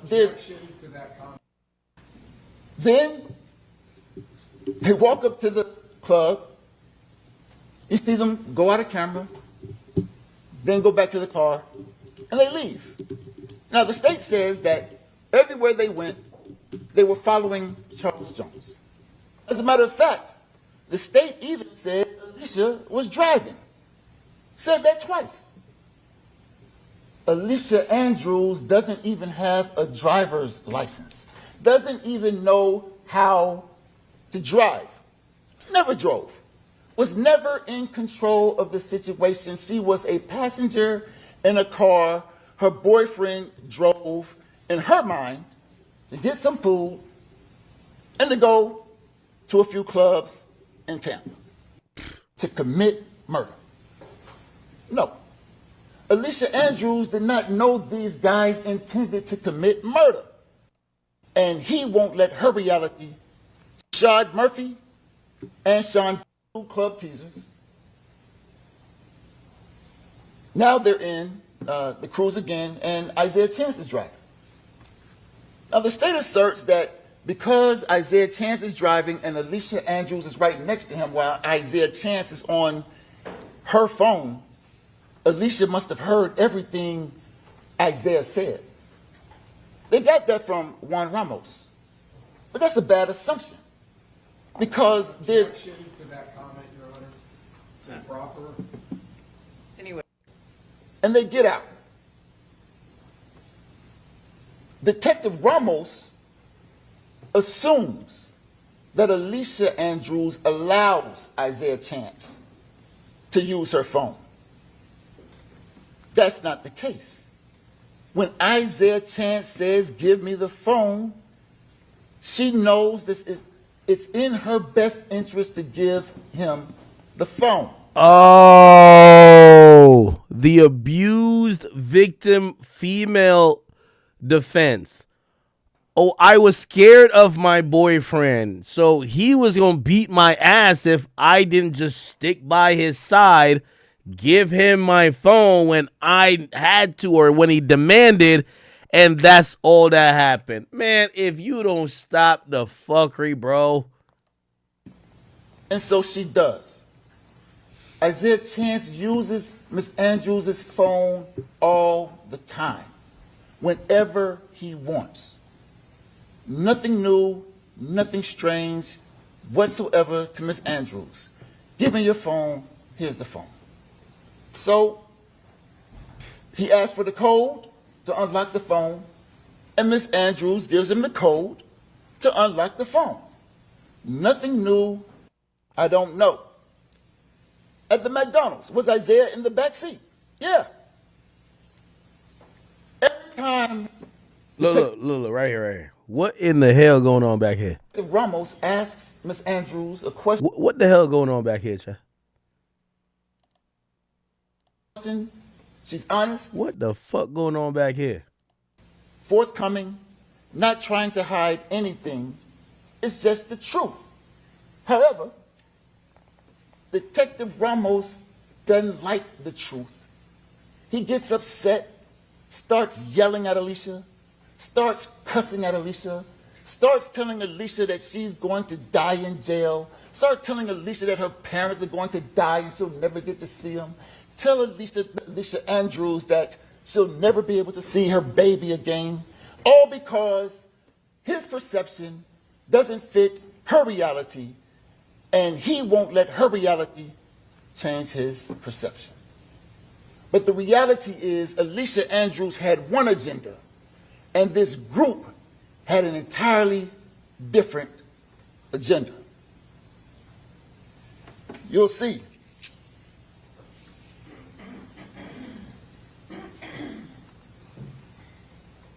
You'll see. Chat, this nigga remind me of one of them niggas in high school that did their homework 3 minutes before class started, bro. You don't know what's going on, bro. That there was no instance in time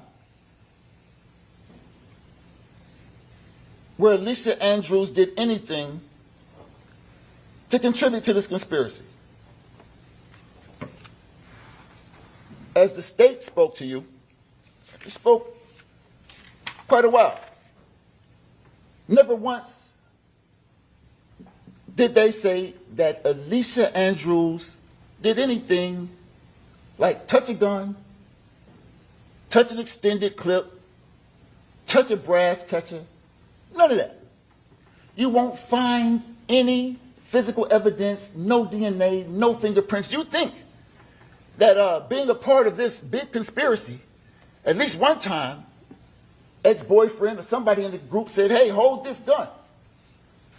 Hey, give me that magazine. Hey, what about the brass catcher?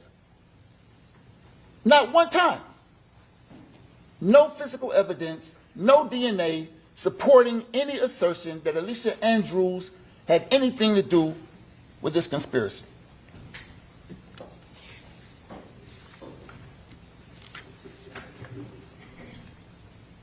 It's almost as if Alicia Andrews was not necessary for the trip. Plain as day. It's true. These guys did not need Alicia Andrews to commit murder. No. Alicia Andrews did not know these guys intended to commit murder. No. No evidence whatsoever, except for Alicia Andrews came to Tampa to be with her boyfriend. The group, all of them in the group, made their phones go ghost. Yeah, I ain't gonna lie, man. They getting cooked right now. I ain't gonna cap with you.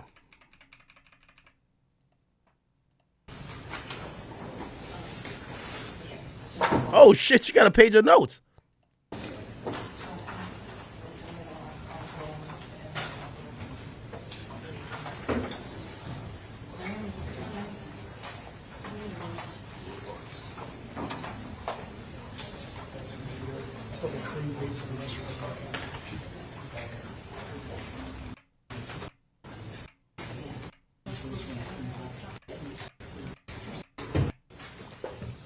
Nah, we got to find this lawyer.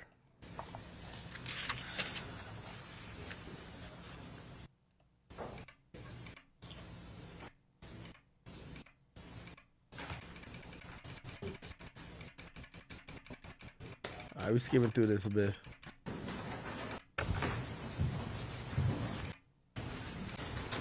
Right here is going to swear you in. Do you swear to affirm that? And you got to make sure that you speak into the microphones. That you're Jacksonville, Florida? How long have you lived in Jacksonville, Florida? My whole life. How old are you now?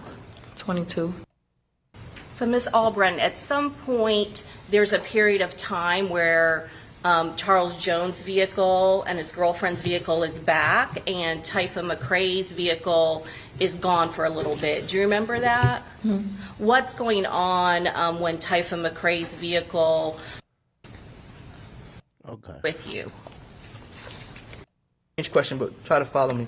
You stayed in an Airbnb when you came from Jacksonville to Tampa, right? Correct. And you didn't book the Airbnb. Is that accurate?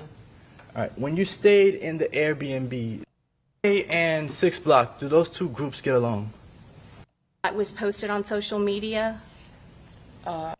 We went but we went in that alone. We went to the other club because it was like the court was like boring, so we went to the other club. Sorry. Yeah, I couldn't hear that either. If you could try to speak up. I said we went in, but like the club was like boring, so we ended up going. Why the hell? That sounds like Julio himself. What the fuck? I couldn't hear that either. If you could try to speak up. I said we went in, but like the club was like boring, so we ended up going to the other club. Yeah, I was going to ask you, do you know Tampa very well, or the Tampa? I think this is one of the guys who was in the car with him when he got shot. So when he died, the other guys got shot, but they didn't die. It's my third time being here. Okay, so this would be the second time you've been here? Third, because I came here before y'all rescheduled the last trial. That's right, we did. You're right.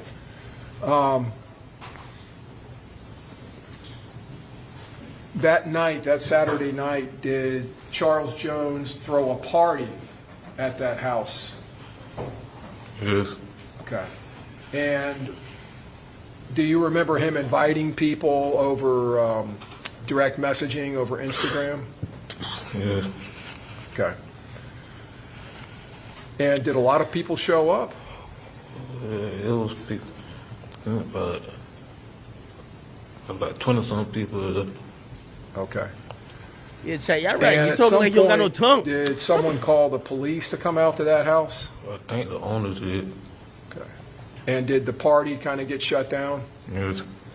And did you all have to leave the house?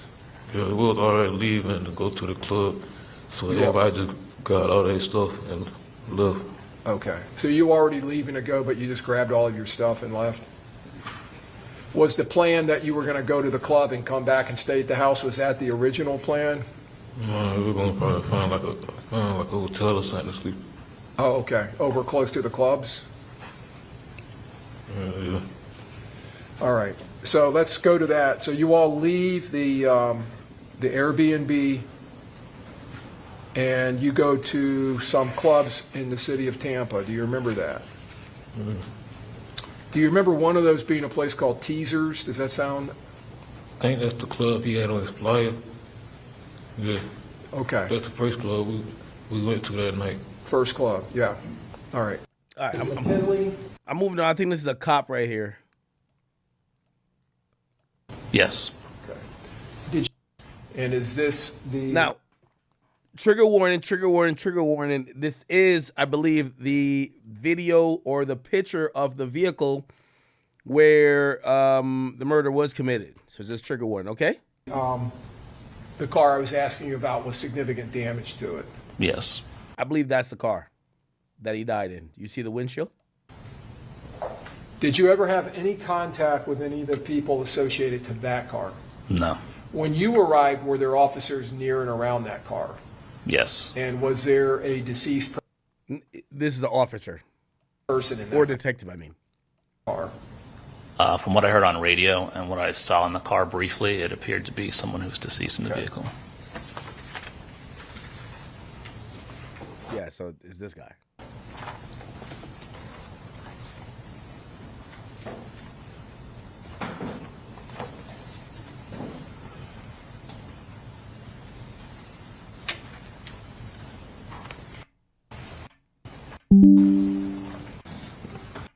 A is an alpha through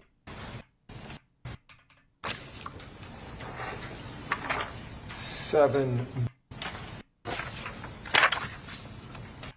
D is in delta. Oh, wow. This car was ripped up. Holy.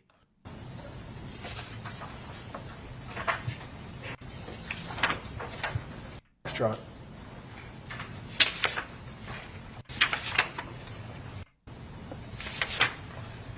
It's in India.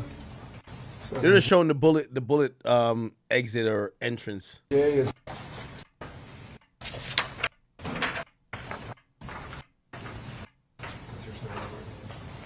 seven.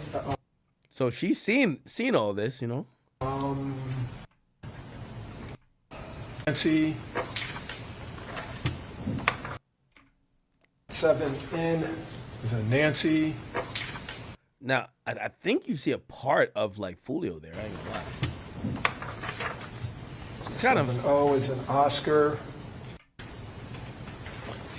Gunfire from gunshots. On the Charger, yes. Yeah. Have you ever seen that type of damage before on vehicles? Yes. Sheet metal and motor vehicle glass? Yes.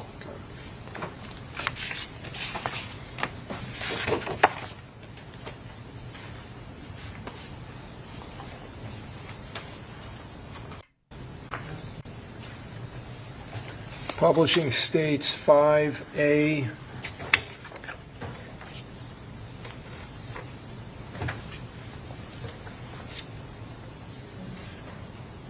In this photograph, is this a view, Officer Guy Charles, from the southeast section of the entrance up here?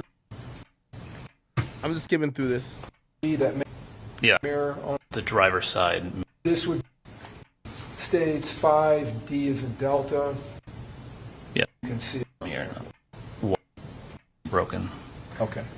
It's 5 where you were looking Between. here. Publishing 5F. Barely. Yeah, it looks like a dark Looks unit. consistent with what's on your sleeve. Crime scene tape had already been put up or was being put up? In that picture, yes. Okay. Now, north, right? Mercedes.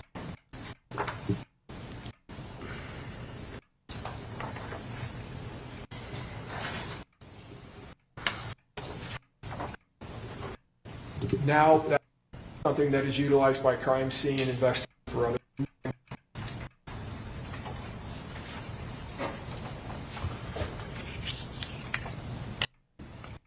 Okay. All right. This would that we can see the entrance to the Holiday Inn. Yes.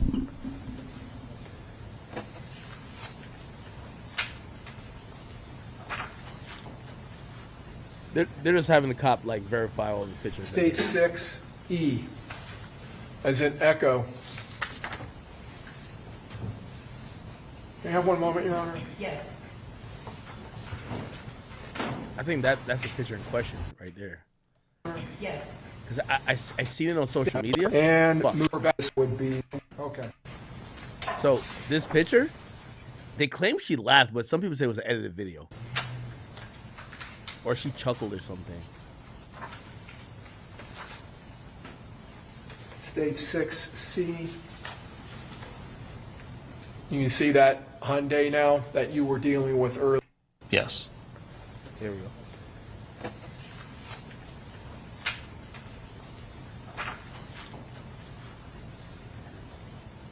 And they briefly State put- 6E, right here.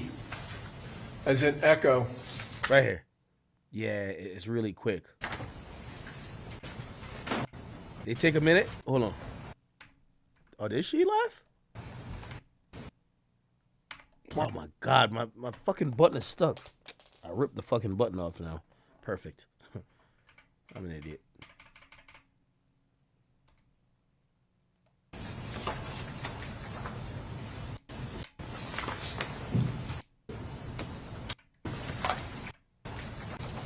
I think you've seen this, counsel. You saw this? Yeah. Okay. There's No, fuck. Yeah, I gotta clean this shit, yo. It's like I think it's like Red Bull and liquor. I might have sent. Charles, as he bonded this. Overall, go ahead. Is another part of your role to try to secure this? No other questions at this time, Judge? Okay. With evidence markers, is that correct? Is that something? And in the upper, looking at.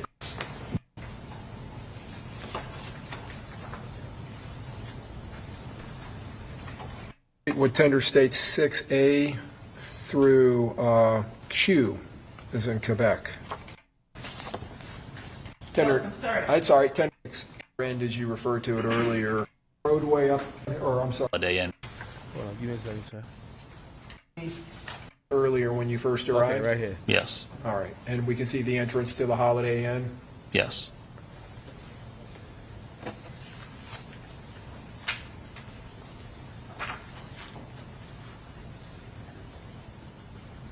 State 6E, as in echo. May I have one moment, Your Honor? Yes.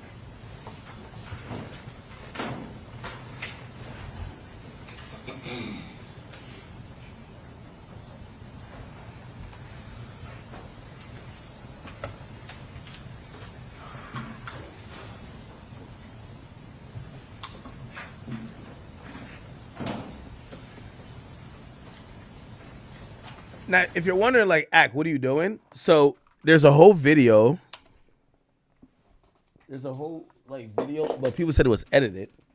So I'm trying to see for myself, where they claim that she laughs when they show the exhibit of his body.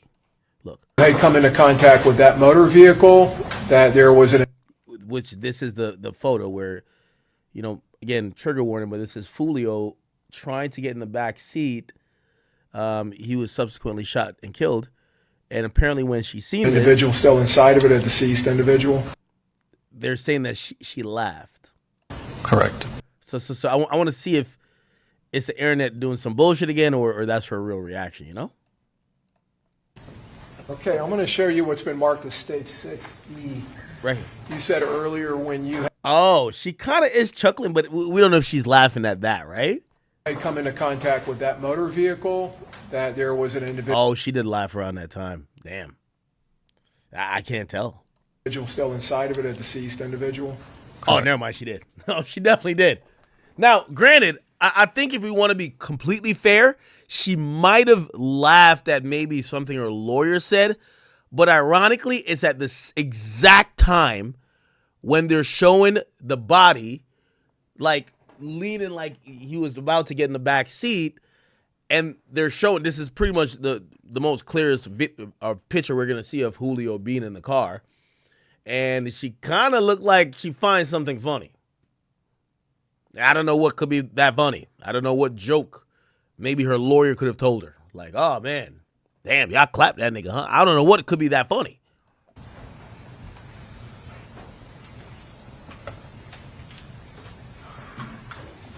I'm going to show it again.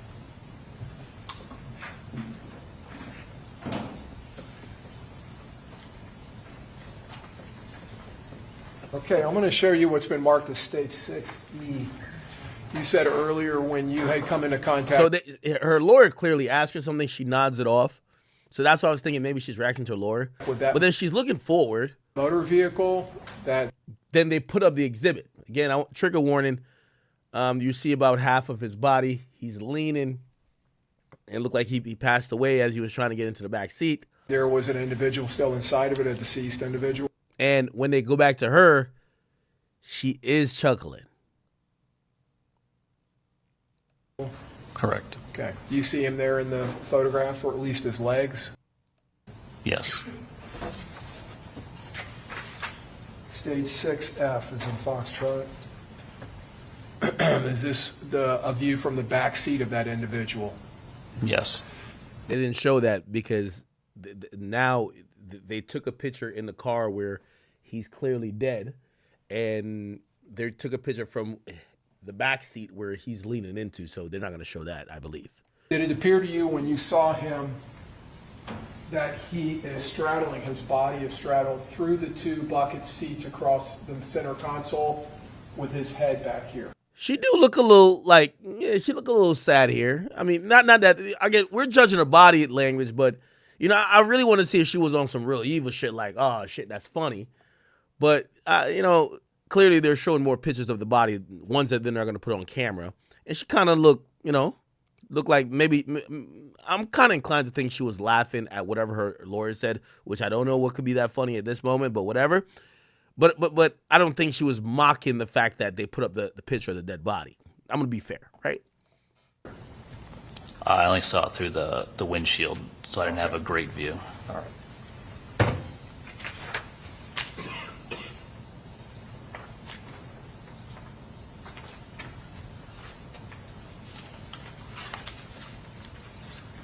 Officer, other than the individuals that you told us that you spoke with, did you conduct your investigation at the south end of the hotel? Did you conduct any other investigation that day? Oh yeah, I think I'm picking up for your niggas on Kick say, yo, act, man. You just want some pussy from her. No, I just want to be fair, you know? When the window was shot, I tried to see if they can get camera footage. Inside of the lobby? Yeah, inside the lobby, and I tried to find a bullet that went inside the gym area of the Homes 2 suites by Hilton. All right. So the gym area, in the photograph we looked at, that was facing directly at the entrance from the south to the north. You have the entrance there under the portico, and we had those windows to the right. Were those windows to the gym area? Yes. Okay.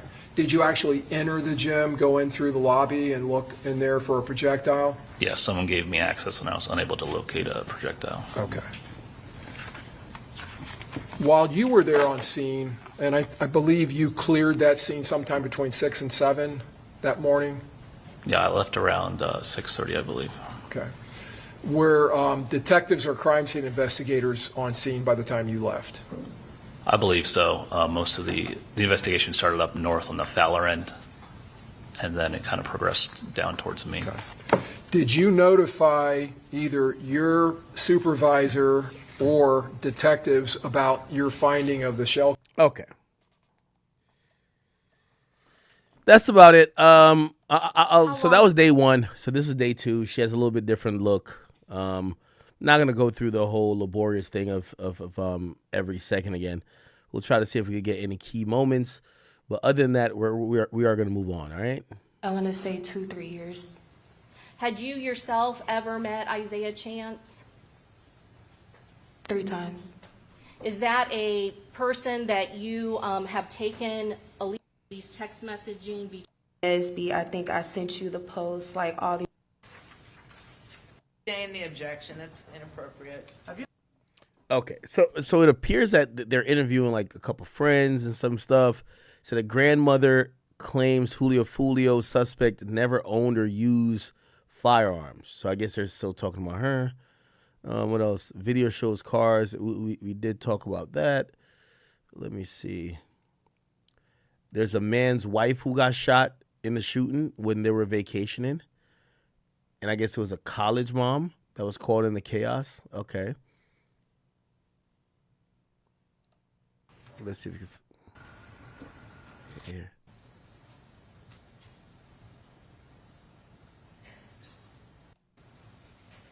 Damn.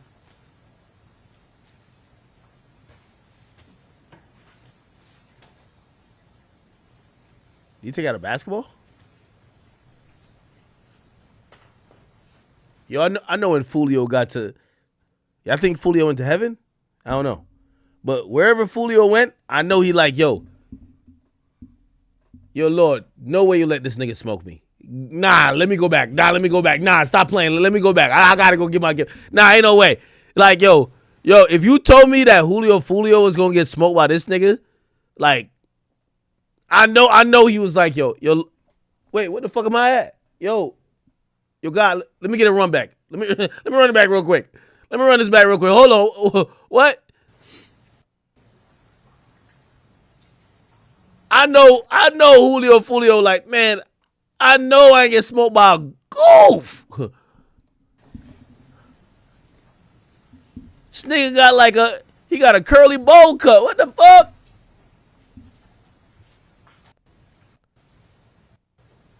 Oh, he wiping out the car. Yeah, this nigga watch too much movies. Did it appear that he removed some clothes from the back seat earlier? From the trunk and the back seat, I believe there was clothing and a mixture of bags.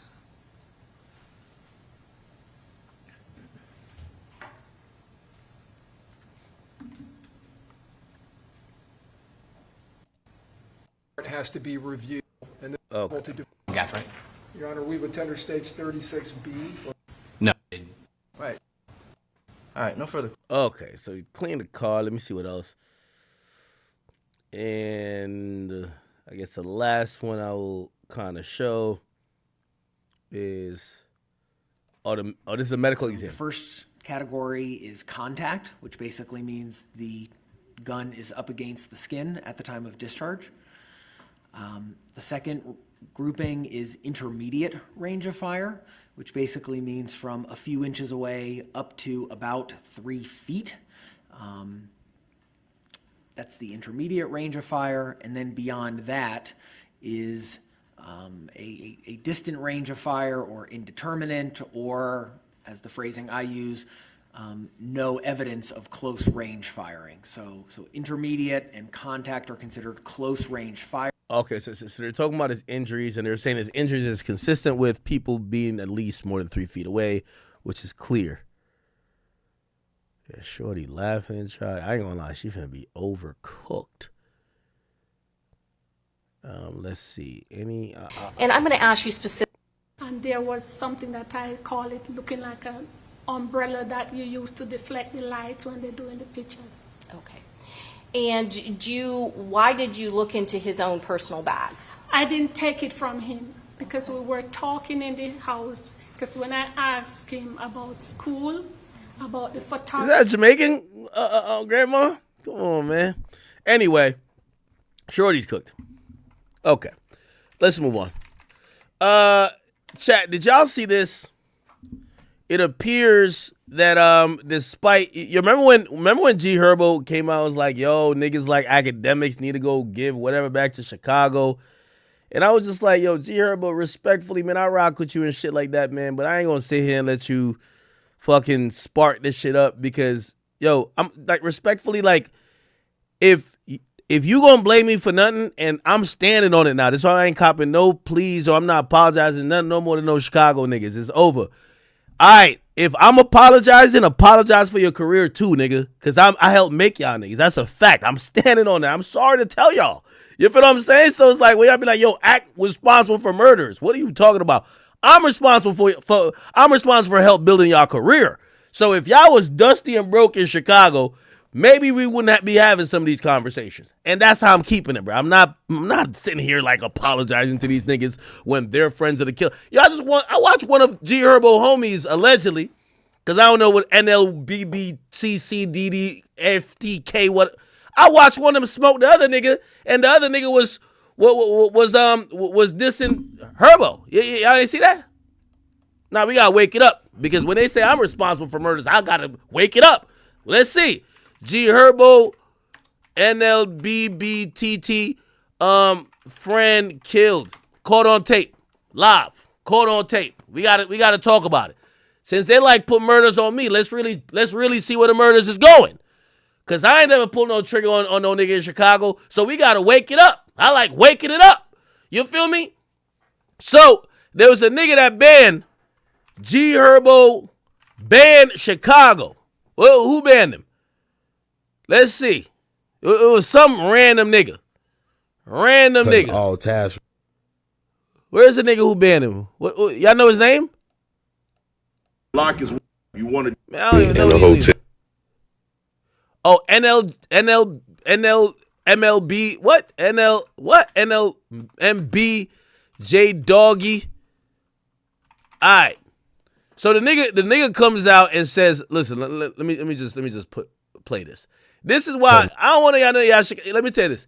Any Chicago nigga says act responsible for murders, also tell them niggas I'm responsible for y'all careers. I was the media that helped blow y'all up. I didn't give y'all talent. I didn't make y'all. But when y'all was just a really like secular part of hip hop, I helped bring a lot of shine to it, and y'all did blow up, and I'm very proud of it. But when y'all try to take y'all's accountability out of the pot and just say I'm the murderer, I'm like, what, me? No. Now we're going to look at the murderers, okay? Now we're going to do it. So if y'all want me to get back into the war in Chirac, I got the biggest platform. I will chronologically show y'all the actual niggas doing the murder, because it ain't me. So let's do it, okay? G Herbo said that I'm responsible for murders. Let me show you the NMLBTCQ nigga that did the murder, okay? We could get back into it, okay? Y'all don't want me to get back on Warren Chirac timing, but I'm always down. So let's go. Let's wake it back up. Gun charge, a violent charge. So basically, G Herbo said, I'm too rich. Fuck y'all hood niggas. I'm not gonna keep contributing to this shit. I don't want to catch a RICO.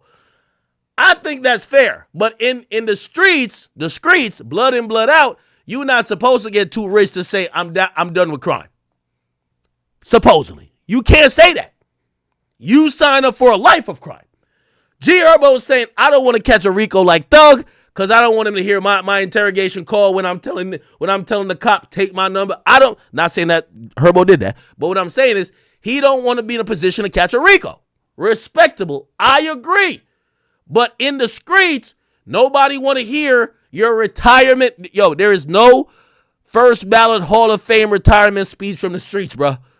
You know why? The other niggas who was in the streets with you while you're rich and famous, they're in jail.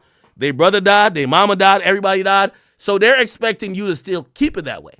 Anyway, listen to this. You think I ain't had to have them uncomfortable conversations? You think nigga ain't told me I done left the hood and forgot about the hood and I'm and I don't take care of niggas and I ain't the one bonding niggas out no more and paying for funerals. It's like, how many times I supposed to do for that? Like, what y'all want nigga to... Nah, he's spitting. But let me tell you this. You know why I love the streets? Well, I don't love the streets. It's the dumbest shit. Because he's talking sense, but they look at him like he a sellout. Anybody with sense is a sellout to the streets. Catch a RICO every time you niggas go to jail for a gun charge, a violent charge. You coming. I'm the one coming. Like, Never. I'm the concierge or some shit. No, yeah, like, never ever. Yeah, like. Now, when it comes to that, there's a much larger conversation to be had, but nobody's going to have that real conversation. The guy that G Herbo is talking to is a certified dick sucker. Okay, like, he's just going to be sucking cock. So, like, you know, he's supposed to be a street dude, but he won't have the actual real conversation. If you came up, and this is the conversation I would want to have with G Herbo, but I'm not even really qualified to have it because I don't give a fuck about street niggas like that. I just don't. I'm not a street nigga. You get what I'm saying? Now, I care about street rap because I'm in rap, but like these weird codes that these niggas live by, all of them are snitching. Like, I really don't give a fuck. I love seeing them get exposed. So here's the thing. The real conversation that should be had, but this dude who's interviewing him is a dick sucker, so he won't say it, is this. If you built your reputation, if you built your image, and if your raps was about the lifestyle of people associated with a gang, at what point do you get to say, thank y'all for getting me to where I'm at, but I'm rich, I'm famous, I could do without y'all, toodaloo, peace out, I don't want to catch a charge for y'all, even though maybe y'all have caught a charge for me. At what point is that acceptable? Because again, this idea of being in this quote-unquote street shit is that the idea and perception of a G Herbo, a Chief Keef with GBE, a YSL with Young Thug, is that there is actual shit happening in the streets that make people believe what you're saying. This is the part they don't like talking about. Your raps are not, if you would be a little techer if niggas wasn't stepping about what you're rapping about. Let's keep it a beat. If niggas wasn't stepping about it, or if you were rapping about some bunch of fake niggas like Frank Block, and we all know the story of Slim Jesus, this shit ain't that effective. So essentially, you've built a career worth millions off of the back of individuals and possibly a gang. If you don't, I know they want to call it gangs no more. Once they get rich, they're like, nah, it's not no gang. I don't want a RICO. But before they throw them signs, we in a gang, cool. I get it. But at what point do you get to denounce those people? You know what those people are saying? Well, if we weren't holding you down back then, you would have never had this type of image, believability, clout, fame. You would have been food. Now, that's a question for street niggas to discuss because I don't give a fuck. Didn't I tell y'all with the wife and Lucci shit and Young Thug? I said, I hope that sends a message to all street niggas that at the end of the day, all of y'all niggas could die and go to jail. But if the bosses who are all rich and famous, if they still are alive and they get out of jail off their RICO charges, they will shake hands and pop bottles in the club while y'all are in jail trying to like fight over honey buns and the top bunk, and then the rest of y'all are visiting the cemetery. It is what it is. To the victor goes the spoils, and the bosses don't go out like the pawns. I'm sorry to tell y'all, but they don't want to talk about this when it comes to street shit. They don't want to talk about that when it comes to street shit. That's why when they try to say that, remember Thug said that I was critical of him and YF and Lucy. No, I'm not. I'm glad y'all made up. I just asked the question, and I made the point to say, I hope everybody that's not those two men feels stupid, and that's why you shouldn't get in the streets, because nobody gives a fuck about your issues. At the end of the day, these guys look at themselves, I'm rich, I'm famous, how much more you want me to do for you? So when G Herbo said this, I liked when he said it. I loved it. People think that I'm diametrically opposed to this. No, I'm not. I like when he says this. Why? Because I want the other niggas who have tatted whatever gang on them, caught 5 gun cases over it, 5 shootings over it, and a body over it to say, so you tell me I did all this and this nigga saying he's retired, he just don't want to catch a RICO? I caught a body. I'm not saying it happened for G Herb, but I'm just saying in theory. I caught a body, I caught a gun charge, I did this, I did that. Yes, that's what happened. That's what happens. So I love when the rich street guys come and tell, like, I'm a civilian. I don't give a fuck anyway. What y'all want me and Lucci to do? Be forever? Okay. I don't care. I hope y'all make music. I don't care. What about the niggas that died? They're cool. I want to hear what they got to say. What about the niggas in jail? But we never hear about that because, again, in the streets, the victor goes the spoils. So I love what G Herbo was saying. Man, fuck the streets. I'm rich as fuck now. What the hell? How long can I pay y'all niggas bails? It was cool when y'all was shooting for me, but now y'all just doing dumb shit. Fuck y'all niggas. I love that. I love that message. Young kids, stop crashing out for rich celebrities. Please. Please. Anyway. So he says this, right? And when I understood it that way, I'm like, bro, I gotta just go cold turkey. Stop talking about my bitch. Hugging it. So some guy that's supposedly in his gang starts speaking up. Okay? His name is Jay Doogie. Doggy. They gonna do what they gotta get their Now, we have to be reminded, Herbo going through his tax cases, he got through his fraud cases. Remember, he was buying 50,000 designer puppies. Herbo is now thugging it again. He up mad bread. He with Fabulous Daughter. He's chilling, making a lot of money. He got a new song, went legit. I like it. Notice, I keep telling you, to the victor goes the spoils. The niggas in his gang, they're in front of housing projects. They got a grainy camera. They have a faded hoodie. I'm trying to tell you, they're fucking broke. And the point is this idea with street shit where people think it's loyalty to the end. No. I like what Thug said. How long we supposed to beef? I like that. I like what G Herbo said. How long am I supposed to pay for y'all damn lawyers? Because these niggas in the streets thinking it's some dumb shit that is for life. It's not. So I love that G Herbo has put in his 2-week notice. He's quit. I'm done paying for you bum ass niggas bails. Kick rocks. This guy didn't like that message. Y'all know what I do. Stop playing, boy. Tell town y'all know what I do, boy. Stop playing. On Vito Grade, don't act like I ain't never put a spanking on myself before. On Vito Grade, no rap, no niggas, boy. I ain't need nobody, boy. Stop playing. On Vito talking about be down, nigga. I ain't never try to be down, nigga. I'm out. On Vito. Okay, we don't see who really down. Vito Grade, niggas. All this shit. Man, pull up, man. I'm out here. Phone up. Get off. This ain't no. You nigga want to talk for the internet. I'm on the block. Pull up. You got something to say? Come talk to me face to face. Do anything wrong? It might be Photo Grade. I listen to this trying to tell me like, yeah, don't feed into this, don't do this. That's only because I lead by example, you feel me? But sometimes you got to make an example out of people, you know? And I'm saying all that to say, like, I give a nigga my page, you can have my profile, my platform for 48 hours, 28 hours, whatever, however the fuck I'm going to take to this shit.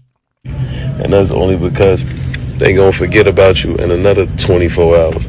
But I want you to get some recognition. I want a nigga to get what they looking for out if you want some clout so much, because we all from the same place. I want you to be able to do this. Okay. Now, I didn't properly respond to G Herbo before, but G Herbo, you got to remember, this is not Little Act from back then. We told my Big Act. So when you said I'm responsible for murders, remember, you said you quit the hood. one of your gang members said, man, how you gonna quit the hood? What the fuck? You said you're being the bigger guy, which, by the way, I applaud and I appreciate. You shouldn't go back to the hood, G Herbo. I'm so proud of you. Trust me, I love PTSD. I love that. But I do want to, when you say I'm the killer, I'm going to show you the killer. Now I'm going to show you the killer. I'll show you the killer. Now I'm going to get back on my war and Chirac action. I'll show you the killer. You know who the fucking killer was? The killer's not academics. I ain't pop out the cut. I ain't pop out the cut like Lil Tim. I'm going to show you the killer. It's already. It's already. Here's the killer. I'm already too. Yeah. Look. Here's the killer. Bang. The killer's right here. So, I just want, look, the nigga, look. This ain't me. This is him running, and this is a killer with 2 guns like he Max Payne. G Herbo, the killers are in your neighborhood. It's not academics. You know how I found out everything about the war in Chirac? It's essentially because of shit like this. This is in 4K. This nigga got 2 guns like he's Max Payne, shooting at the guy who's running, and unfortunately passed away. So if we're talking about killers, somebody said snitching? No, this is online. What are you talking about? This ain't snitching. The killer's right here. This is a killer. G Herbo said I had blood on my hands. No, this nigga got blood on his hands. Yo, who is he? I don't know his name. Who is he? Who is this nigga? Exactly. We don't want to talk about that. It's easy to blame a blogger. This guy was upset at G Herbo quitting the hood, and then, so this guy who died was upset. By the way, this is the video. There's a video of him dying. I'm not going to play it clearly. This guy was upset at G Herbo quitting the hood. He made a video. 2 weeks later, he gets killed by this guy. From what I'm hearing, this guy in the same gang. They're all in the same gang. The killer is not academics, as how G Herbo was saying. The killer in the same gang as y'all. That's the killer. Oh, nobody want to talk about. I guarantee you nobody want to talk about this no more. Yo, Ack, you the police, man. You the Wait. Y'all gonna call me the police when I got nothing to do with the murder, and then when I solve the crime, y'all gonna still call me the police? Anyway, this is why I say I don't think G Herbo wanted to continue that conversation. Because, bro, I'm sorry. This is not 2014 Act. 2025 Act, I got all the details for y'all. Y'all don't even want me to get back on the Chicago shit because I see everything. But the killer's there. G Herbo, you were looking for the killer? He right over there. I'm going to zoom in. I got to zoom in on this one. This nigga got 2 guns. Where's this gun pointing at right here? He got 2 guns. Like he Max Payne. I'll let that one go. I'll let it go. Because I think G Herbo came to a sense. But when G Herbo said that, I do know one person who took the high road. It was DJ Vlad. And the reason why he took the high road is because he has a great relationship with Baby. And I believe he knew people within Herbo's circle. And I don't think he wanted to respond, just saying, yo, what is Herbo talking about? So they supposedly communicated, and I thought everything was cool. Until G Herbo heard a video of Vlad basically sending or saying he was disappointed that he didn't do an interview with G Herbo since he blew up, and he felt like he did some stuff for him. Let me play the interview. G Herbo, I was talking to his people about doing an interview, and ultimately he passed. But he did some podcast that got 678 views. Mm-hmm. Not 678,000, 678, less than 1,000 views. He spent an hour on this podcast, but he wouldn't do Vlad TV. But Vlad TV was interviewing him over and over again on his come up. But once he gets to a certain level, well, he don't want to do Vlad TV anymore because Vlad TV's the feds now and whatever. I feel like that's lame. You're entitled to come here. No, he's not entitled to do anything. No one's entitled to do. I don't feel he's entitled, but I feel like humans are naturally what's the word I'm looking for? Like if you do something for someone, most humans will try to return that favor for you. Reciprocate it, yeah. Yeah. The reciprocal beings, right? I've learned over time that when people do something for me, I try to do something back. yo, like I looked out for you when no one was checking for you. When you were just an up and coming artist. I did the Migos first interview. You haven't seen the Migos on Vlad TV in forever. Yeah, I did a lot. Big Sean's one of his first interviews. You haven't seen Big Sean in forever. They'll go and do other platforms. They'll do that white girls, podcast. Bobby Altaf, because she's kind of like quirky or whatever else. So it doesn't bother me. I don't feel entitled, but I feel like, damn, like we put together some dope work, and you go and pass on me to do some lame shit. But you know the reason why, though. Why is that? It's a softball interview. I disagree with that. Was DJ Envy asking him, I believe. Vlad, I love you like a brother, but you're entitled. Let me tell you how I look at interviews. There's been mad artists I've given a look at their lowest time and they haven't reached back out. I don't need these motherfucking artists for nothing. This is why I've always taken the motto, I do better talking about you than talking to you. Fuck what you got going on. I don't need to talk to you. I don't need to do an interview with you. I'm fine. Now, Vlad's business model is a little bit different because he works off interviews. I don't believe these artists need to, again, obviously, I do believe that if they care to build a relationship, they will. But the reality, I think what Vlad still doesn't understand is that, Vlad, you're in the business and your perception, they're using you just like you should be using them. They only care about your platform when they're not big enough to command another platform. So when you do your interview with them, bro, take it for what it is and move the fuck on, bro. Okay? G Herbo at one point, that probably needed your platform. Not saying you made him, because you definitely did not. But he needed your platform. But after that, it is what it is. Like, artists rarely ever come back around to the people that first helped them get those initial looks. I give you a story. Shit, I remember we're at Everyday Struggle, and I felt so bad for her, and I love her to death. That's my sister. I remember when J. Cole did an interview with Adam.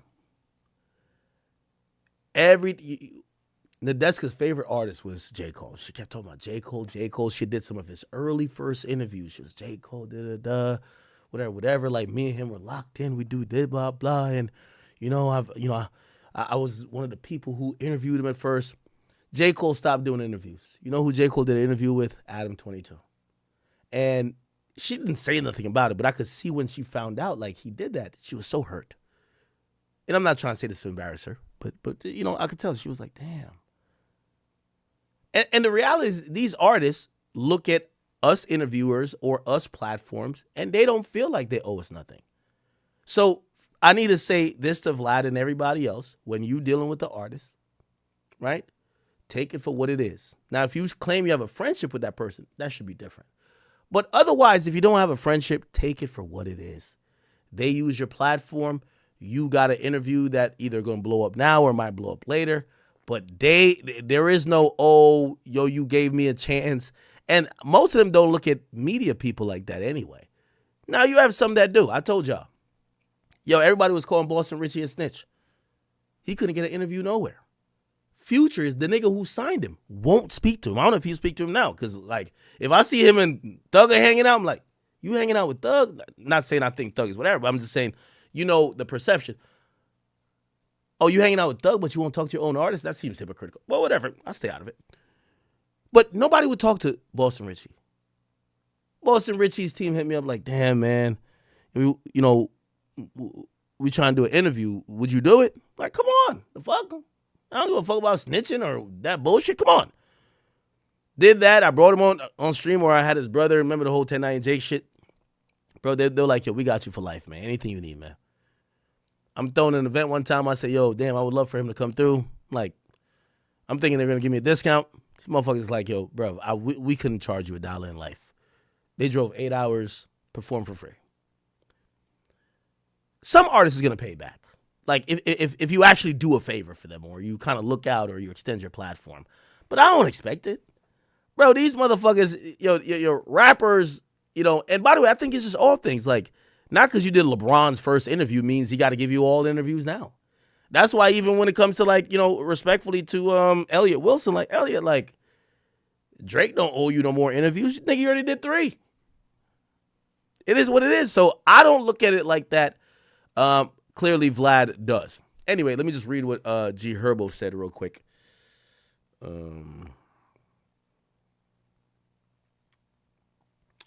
G Herbo said, Vlad, you ain't do shit for me. Like nothing at all.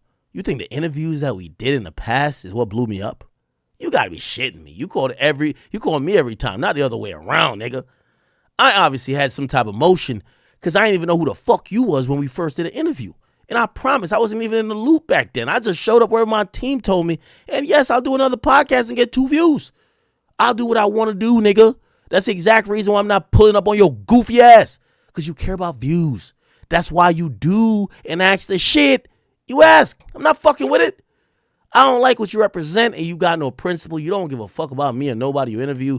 You'll get a nigga killed and sent to jail and be on the next victim you take advantage of for clicks and views. Fuck you, buddy.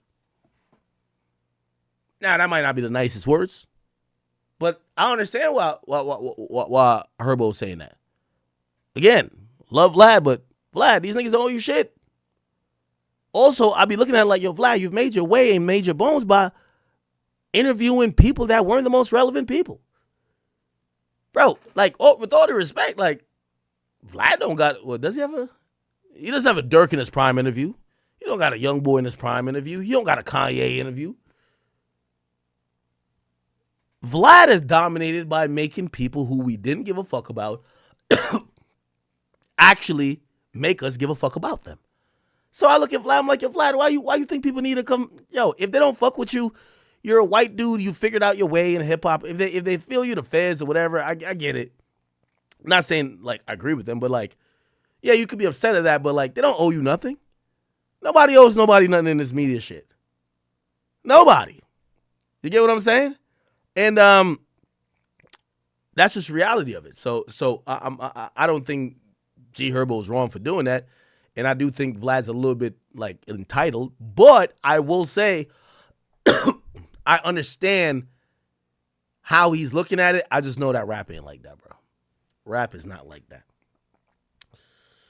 Okay.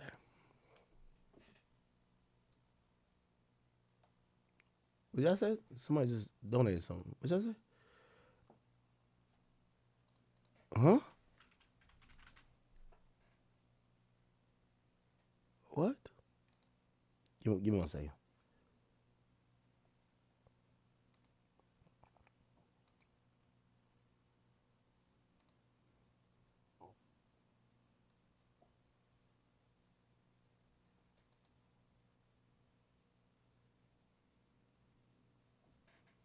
Bro, I don't think that DoorDash girl drama is over, and it turns out the female was telling facts, and the internet finna owe her an apology. What the fuck are you talking about? DoorDash girl? I mean, I'm into. Somebody said it ain't got nothing to do with hip hop. Why would I care? I mean, I'll get into some DoorDash shit type shit, you know? Okay, let me play a little bit of this. I gotta go grab something real quick. Pause. Let me play a little bit of, what am I doing? Am I doing a Nicki Minaj rant? Oh, no. Cardi B rant. Yo, Cardi B and Nicki Minaj, what they do, they get on space and just rant, bro. I ain't gonna lie to you. Let's get to a little bit of this. Apparently she's beefing with who's she beefing with? She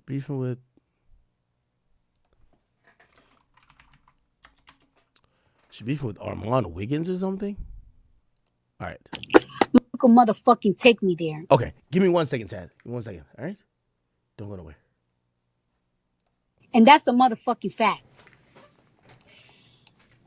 I'm not going to keep letting somebody think that they could disrespect me, they could bully me, and they could keep trying me. Especially when I have conversations with them, as an adult.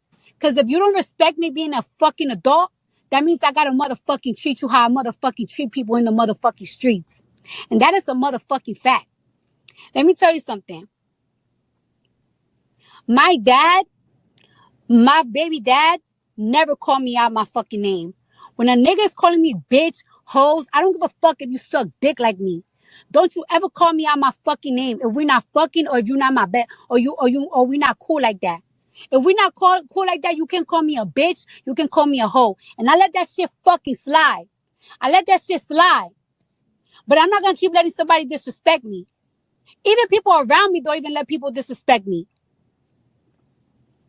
I let a nigga know plenty of times. Plenty of times. When me and my baby daddy wasn't talking, my baby daddy addressed the nigga. Because he's like, and I asked my baby daddy, like, yo, did you address this person? You got in this person DM? He was like, yeah, because why does this nigga keep disrespecting you? Every single time I see the motherfucker, he's disrespecting you. I don't even have niggas my niggas don't play about me. Whether I'm fucking them or whether I'm cool. In every state. Because I got people in every state. You're not gonna keep fucking playing with me. And that shit is coming from me. Not nobody else, but from fucking me. And I'm letting you know. And I'm not doing no fucking Twitter shit. I'm not arguing with nobody. I'm not piping nobody up. Stop fucking playing with me. Leave me the fuck alone. Because I promise you on my kids. Every time you go out, people tell me where the fuck you at. At that time, too. But I don't be giving a fuck. Don't let me get there. Because you keep fucking playing with me. And the shit's coming from my mouth. My mouth. Stop fucking playing with me. Because I be sparing niggas. Not sparing niggas on the argument shit. Sparing niggas in real life. You don't think people be telling me? Little stylist, little this every time that they see you around? Because you'll be around. And I spare niggas. You're not gonna keep picking on me. You're not gonna keep bullying me. I'm not nobody that nobody's gonna bully. Especially a man. No man can fucking pick on me. I don't give a fuck if you suck dick like me. Who the fuck you think you are? Try me and try me and try me like I'm a hoe. Now if it's somebody that live in West Bumblefuck, I can't do shit. But I be sparing you in real fucking life. Leave me the fuck alone. Shit is getting pathetic, and I'm getting tired of it.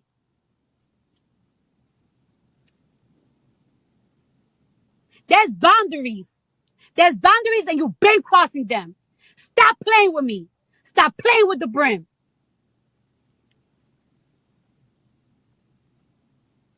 Motherfuckers think that people are scared to argue. I'm not going back and forth. I'm not doing none of that shit on no fucking social media. I'm not piping y'all up. I piped up too many people. But I'm letting you know right now, this ain't no twist words. Stop fucking playing with me and leave me the fuck alone. Because I don't bother nobody. Don't come fucking bother.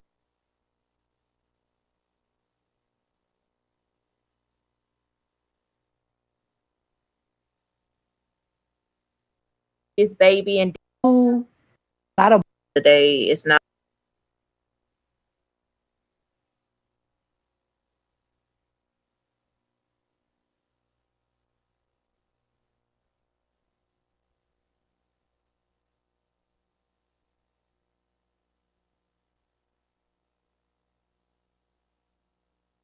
My bad, I'm muted.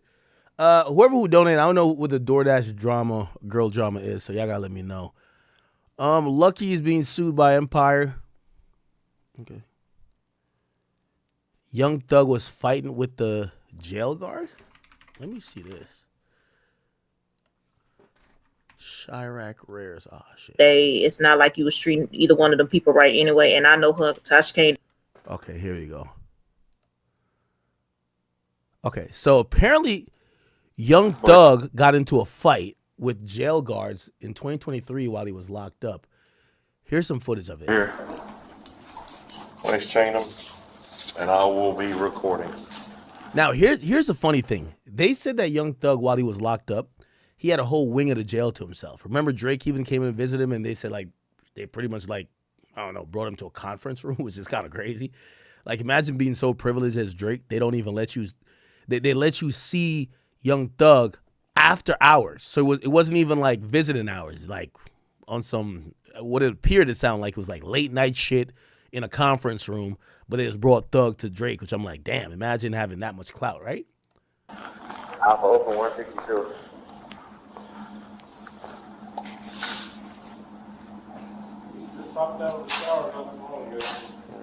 I just want to see his cell. Like, he probably was living like a king, right? Last time we seen his cell, he had 3 different girls' pictures on the walls. You tell my man was over there. That nigga was committing like assault and battery on that dick. Pause. You feel me? What's his first name? Jeffrey Williams. Jeffrey. Somebody said, speaking of entitlement, did I see Elliot try to downplay the Drake and potential YB interview? I could talk about it now, or I'll talk about it after. I didn't see what he said, but Williams. Let me speed this up a bit. I would be so tickled. Never mind.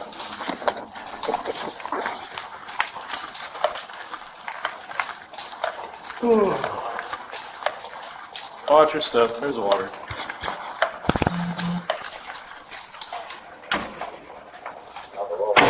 I think this was top Williams. You can do me a favor, get her shirt on real quick. Sergeant Airwood's going to take you to the medical wing, okay? So if you can get a shirt on real quick. Now, this is kind of how we heard that he was supposedly living. That they cleared out an entire wing of the jail for Thug. Which is like, I guess that could also be boring. But like, Young Thug's not really getting fucked with by inmates. They kind of give him a mansion, damn near. And apparently he got in a fight and like he's using like these walkers or some shit because he had gotten injured. Sergeant Airwood's going to take you to the medical wing, okay? They're going to check you out. It's only him and this other white guy. You see this white guy in the corner? That's the only people there. Oh, and there's a chess thing on the table. Jeffrey was playing chess? It's that King Spider shit, man.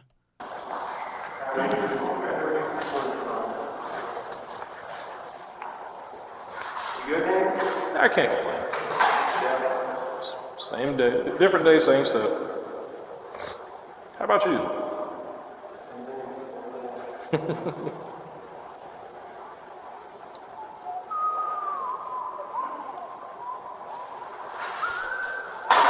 Damn, it's crazy. Look, he has a walker with the wheels. You went last night? I guess it's better safe than sorry. They're going to check you out again. Yeah, you know, now I see this. Nah, Thug, you a real nigga, bro. Niggas in a, like, I think if, like, Gunna started telling before he even got in a real fight there, bro. Thug getting fucked up and still not telling. Real street nigga, man. So when did this happen? No. The situation? Yeah. When? Like here or over there? Okay. Now, let me ask y'all this. Is telling the officers about a fight telling? Because there are, have y'all seen the King Von? King Von after fight interview. Like, King Von had a bunch of these. Detainee Bennett, Davon, ID number 2014-0608061. Also involved in a battery and Division 9 holding. Mr. Bennett, in your own words, explain what happened? Do nothing. You refusing to give a statement? That's my statement right there. I ain't do nothing. Nah. Mr. Bennett stating that he did not do anything. Anything else you want to add? Nah, that's it. You have any injuries? Yo, straight sweet, straight to the point. I will be interviewing detainee Bennett. Can you state your name and ID number? Davon Bennett, 2014, 0608 061. Where are you from, Mr. Bennett? 2C. 2C? Can you tell me what? You're not from 2C. 3D. 3D? Okay. Can you tell me what happened? I got maced. Why'd you get maced? I was in the hallway. You was in the hallway. I was in the barber shop, hit the corner. Who maced me still? I don't know. Somebody maced me.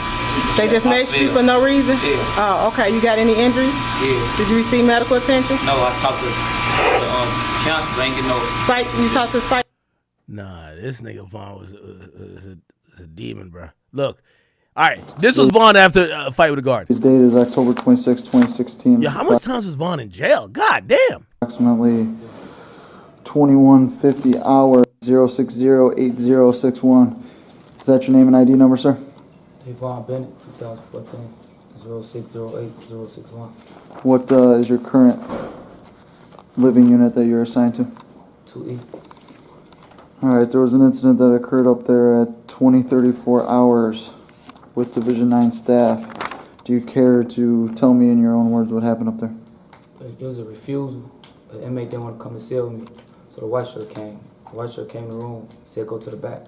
Mhm. I told him I need to talk to him. Instead of talking, he just pushed me, got to punch me, grabbed me by my hair, slammed me on the toilet. Other COs rushed in. They handcuffed. They brought me downstairs.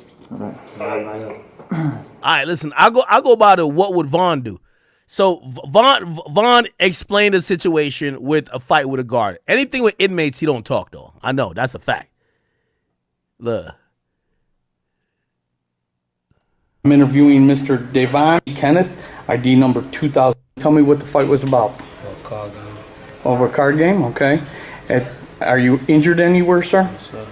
Okay. Be advised, Mr. Bennett will be seen after this interview up in Division 5 dispensary. It's stated on camera that he is not injured at this time. At this time, Mr. Bennett, would you like protective custody? No, sir. At this time, do you want to press charges against Mr. Kenneth Lee? No, sir. Okay. Real street nigga, man. It's a real street nigga right there. You feel me? Today's date is February 9th, 2016. The time is 13:14. Davon Bennett, 2014. From 2C. Oh, no, we played that one already. Yo, this nigga got like a whole documentary of jail videos, bro. This shit's crazy. Shit's actually crazy. I'm not doing it again. Sergeant Williamson, October 16th, 1733. It's your third time recording, Miss Williams. State your name and ID number. King Vaughn. Stop. What's your ID number? D-A-Y. I quit. What you fucking up like What's your ID number? Nah, he was smashing a guard up in there. Look at this nigga, bro. 14, 06, 08, 61. They know you be threatening people. Tell me what happened on 3B. You came and got me out my cell. That's it? You made me pack my stuff. And you punched me when I was walking out. Would you like to press charges? Oh, you? Would you like to press charges on the person you were fighting? You the only one that hit me. Okay, is that all you have to say? 21. I'm not doing it again. Sorry. Nah, I ain't gonna lie. This nigga Vaughn was a fucking menace, bro.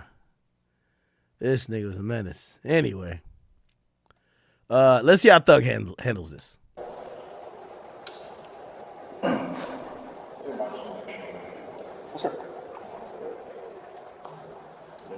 I do want to say, man, Thug a real nigga, man. He did stay up in jail. Mariah signed to his Romans free. You heard what that nigga Gunna said. He said, my bitch out there, he said, I gotta go home to my bitch, man.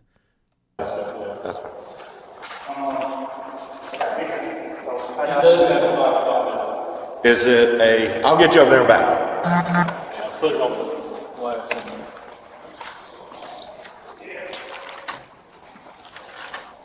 So has anyone spoken with you about what happened? No.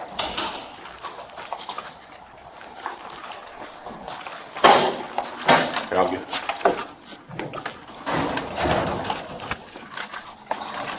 So what injuries do you have? Kind of headache, okay? A what? A headache. A headache? Yeah. How long have you had to use this walker? Yesterday. They gave it to you yesterday? Yeah, last night. The infirmary gave it to you? Yeah. So what's going on with your leg? I don't know. I think I thought this like sprung my ankle or something. During the incident from... Yeah. So what? I had on leg right here, and one of the officers kind of like just picked me up and slammed me, and then the other officer grabbed the leg irons and like. Now, we gotta be fair. If he's talking about what the officer did to him, apparently that's not snitching. If he's saying an inmate did it, that's snitching. So this is all valid right here. And drug me out. And this was at Fulton County? Yeah. Was it... It was kind of officers. It was Cobb deputies? Yeah. Okay. Do you remember which ones? They sergeants. Okay. So what we're going to do is, and I know you said that you came up here last night. Yeah, I did. No, I'm just letting you know. Yeah, that's cool. Just because one of the officers today That's cool. didn't know. So we're going to get you checked out again. What did they do last night for you other than give you this? She gave me like medicine. She gave me like pills for my headache. And Okay. she checked my signs, my vitals and all this. All right. And she gave me ice for my leg. She said she can't raise until Monday. Okay. Did anybody take any pictures? No. No? I guess they couldn't do it. Well, just to let you know, someone's going to come and take pictures. I mean, But Do you have any other injuries other than your leg? I had hit from punching slam. I feel like they didn't like this. So like, I don't see. Did you have anything on your face or your arms or your hands? All right. Well, someone's going to come up and take some pictures, okay? And just let you know I am recording this. Okay. Right here, man.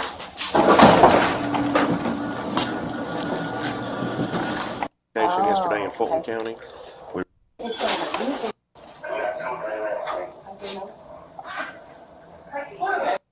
That doesn't help, or does it help you kind of steady? I know it hurts. And what I'm going to do is, what'll happen on Monday, I'm also going to put you down to see the doctor. Martell, did you try turning it all the way off? Yeah, okay. Okay. Well, I'll see if I have an extra blanket. I have an extra blanket. I'm going to use to kind of fold up and prop it up. I got you a couple more ice packs, and then I'm going to wrap it. And then I'll order the X-ray for Monday, and then I'm going to also order you to be. If they don't see, I'm going to order you to be seen, but I don't want you to be seen until after the X-ray, so maybe Monday afternoon. I was about to say, do you have court on Monday? What time have you been get? Yeah, he's been in court. What time do you typically get back? Like 5, 6. After the X-ray technically is back. So I'll just let y'all work that. But see, because you pretty much have court for a while, Monday through Friday, right? So. Damn, man. King Spotter really went through it, man. Put it up.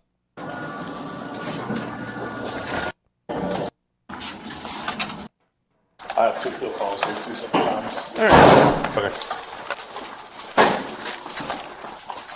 Shout out to Thug, man. You know, I think lost in what we don't realize is that, man, no matter what Thug is saying now in that bravado, man, that nigga went through 3 years of hell. And even if he had a privileged living condition where they had him in an isolated part of the jail, the nigga was still in jail, which means he was subjected to all type of harassment and assault from, I don't know about other inmates, but definitely the COs or whoever who probably trying to teach him a lesson or trying to establish some dominance over him. So, you know, I'm glad he's out free, and I hope he doesn't take that for granted, you know?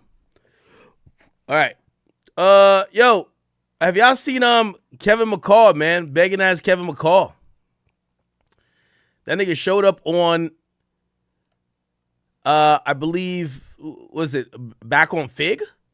And he basically said that, like, yo, he broke. He's on an EBT card, and he don't got no money because after writing hit songs for Chris Brown, he ain't really get shit from it. Listen to this.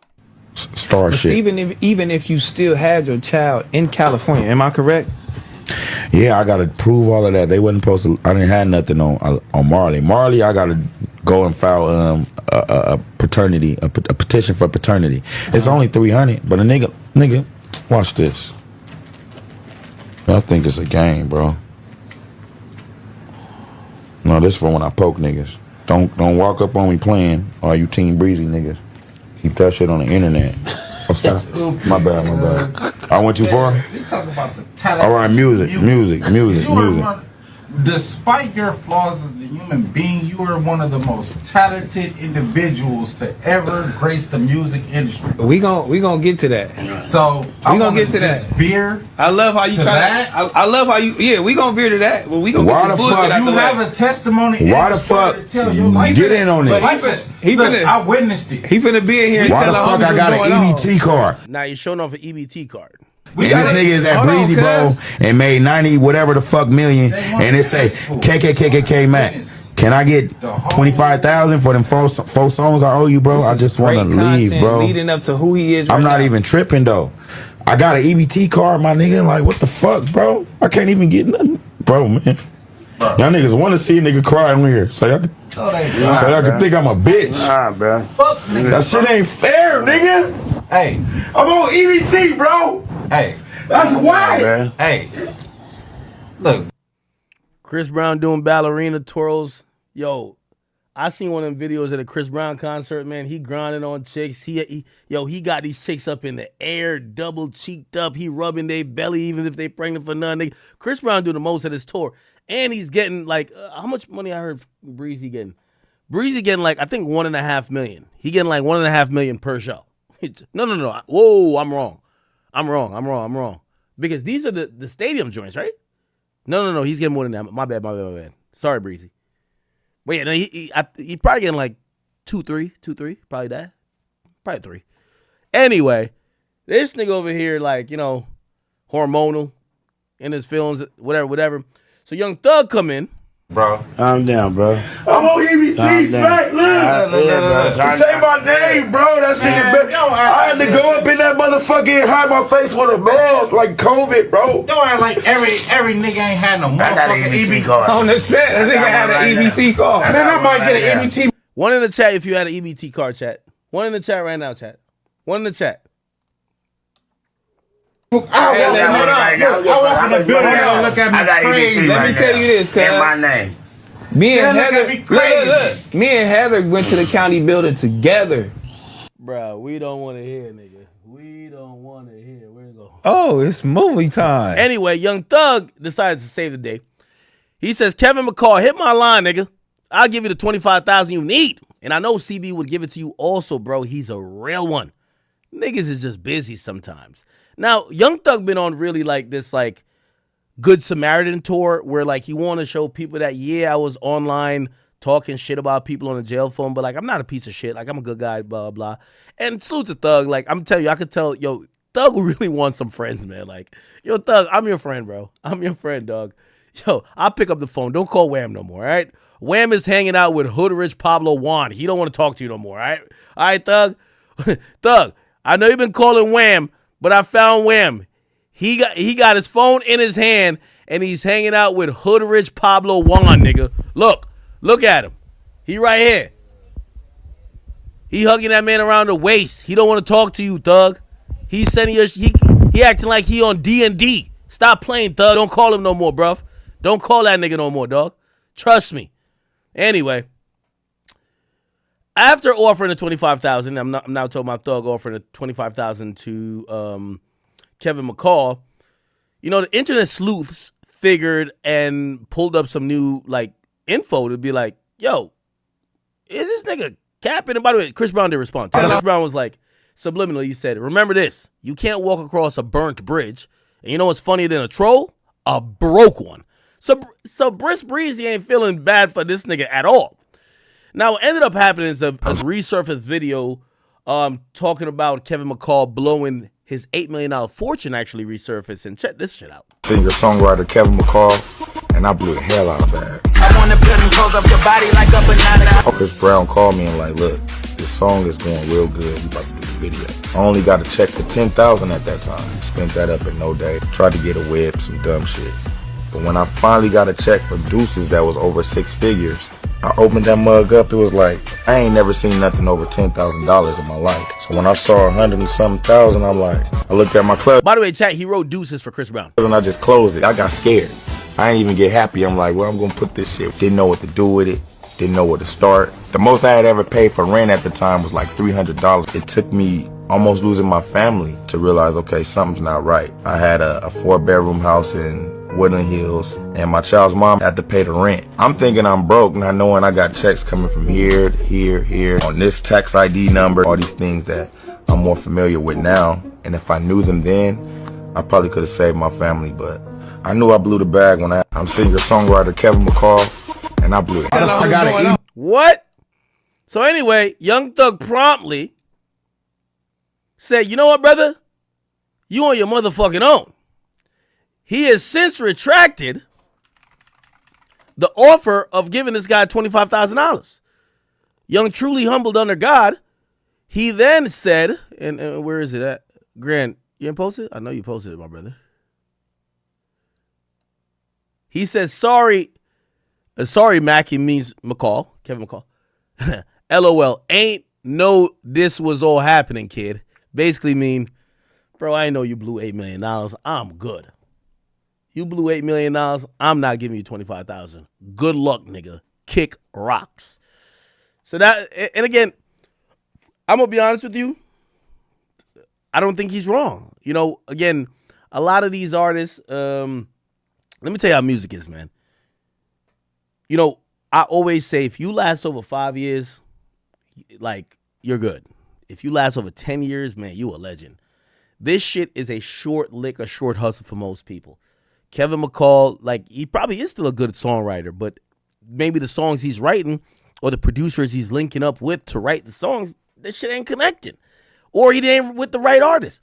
You linked up with Breezy, wrote some songs, the shit was fire, great, we like it, but you made your $8 million. It ain't on us after you blew your fortune for us to get you back rich. And also you trying to, like, you know, shame Chris Brown and make him feel like he owes you something. I think that's kind of corny as well. I think that's way corny. So, again, I'm glad that this video resurfaced because I think Young Thug, out of his own guilt, Thug wants to seem like a good guy. I ain't gonna lie to you. Right now, if somebody came out and said they had cancer or AIDS, like, this nigga Young Thug might be like, here's $1 million. Just because he wants to be seen as, I'm not a piece of shit. And Young Thug, I just want to say this to Thug. Bro, you got to forgive yourself, brother. You're acting too much like you did shit wrong. I'm telling you. I mean, I guess it's my job, but nigga, I talk shit about these bitches and hoes too. Like, what the fuck? Like, so what? They caught you on that jail call talking about Pluto and all these other niggas. Man, so what? Nigga just said, if I said it, I said it. I was talking to my chick. It was only so long we could have phone sex on the phone. We had to talk about some regular shit. Yeah, I started talking shit about y'all niggas. What's the problem? Y'all want to fade? Let's do something. Like, come on. So please, Thug, forgive yourself, my nigga. Forgive yourself. You don't got to give away all your money. Forgive yourself. You're going to be fine. Like, please, just move on, okay? You don't got to offer it to every nigga who's scamming. We don't require you to do all that shit, okay? It is what it is. Okay. And lastly here, people. Maybe I should say this for next time, but I don't know. Because, chat, I do have to run. I got to run. I have a flight, 2 complex in the morning. So I know we're teetering on 4 hours and y'all used to 6, but maybe I could, give y'all an hour before my flight. Well, I do got to do my steak shit, so I don't know. Anyway, the point is this. Did y'all see Adrian Broner, man? Yo, Adrian Broner, I don't know if it's because he blew the bag or, like, bro, I drink alcohol all day. Nigga, I'm drinking right now. Like, yo, chat, I keep telling y'all, if I ever get to Adrian Broner level, like, please, I don't care how much y'all like me, do not sugarcoat the shit. Like, tell me, you looking crazy right now.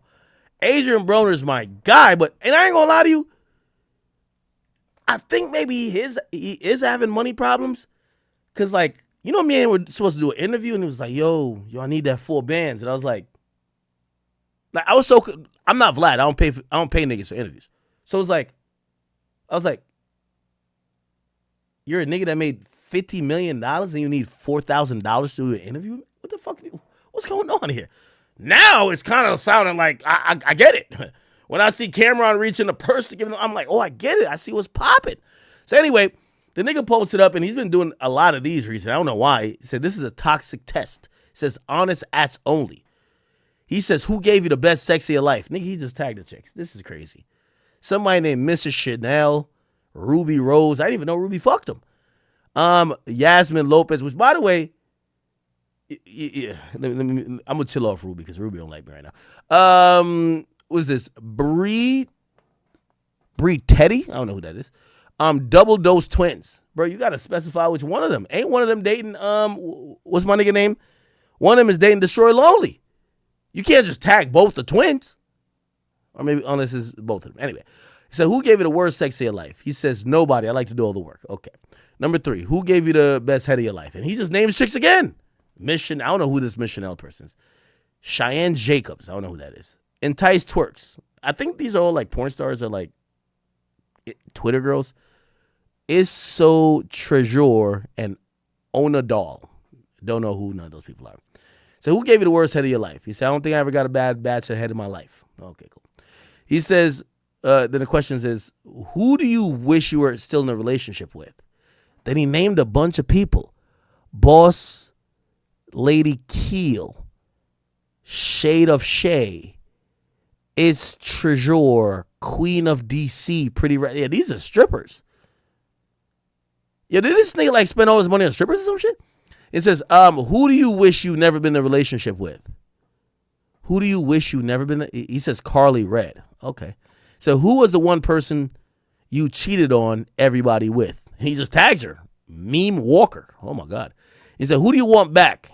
And I guess it's the girl that's been topping like the majority of his list, which is so Treasure. I don't know who these people are.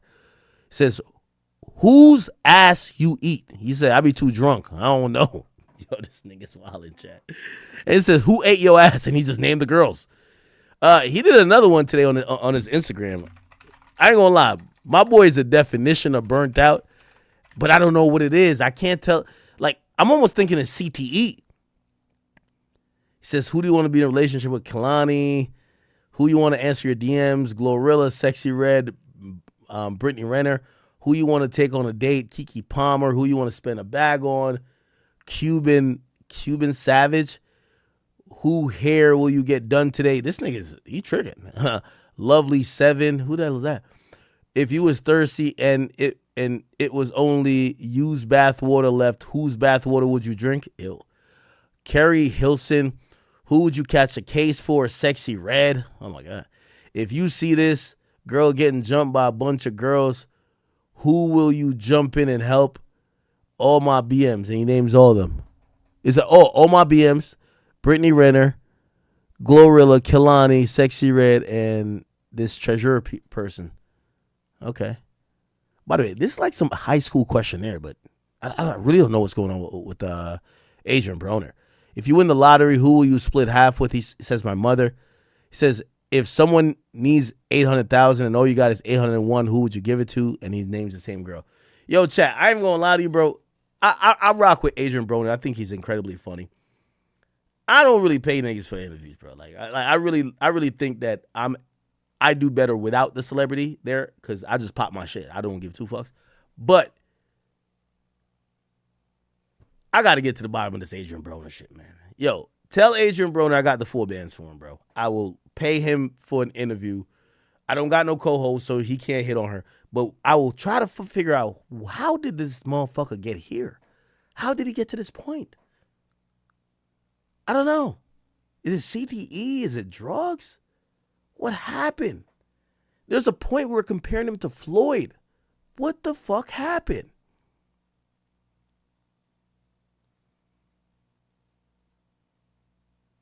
I honestly don't know. And like, I really want to have like a constructive conversation to kind of, not saying I'm like some psychiatrist that could diagnose people, but I want to figure this out. But this is a little bit confusing to me. Like, this is like an extreme fall from grace. Lost the last couple boxing fights that I've seen. I remember when he showed up to like either bankruptcy court or something, he said he only has $8 to his name. I thought it was trolling. Remember he had exposed Rock Nation. He said, yo, they were offering him this. What the fuck?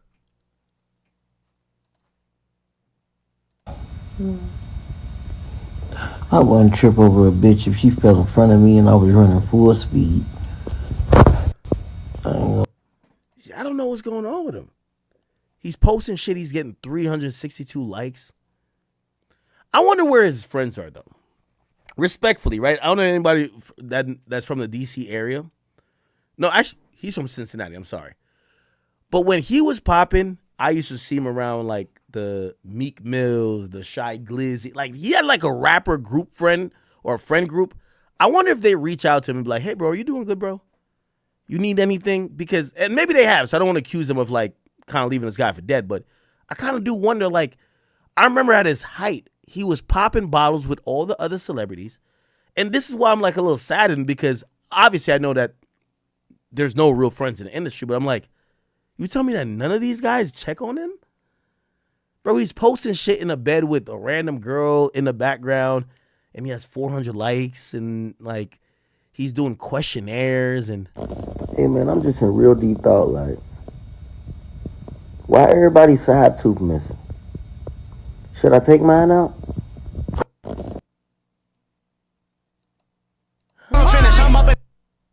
What's going on with him?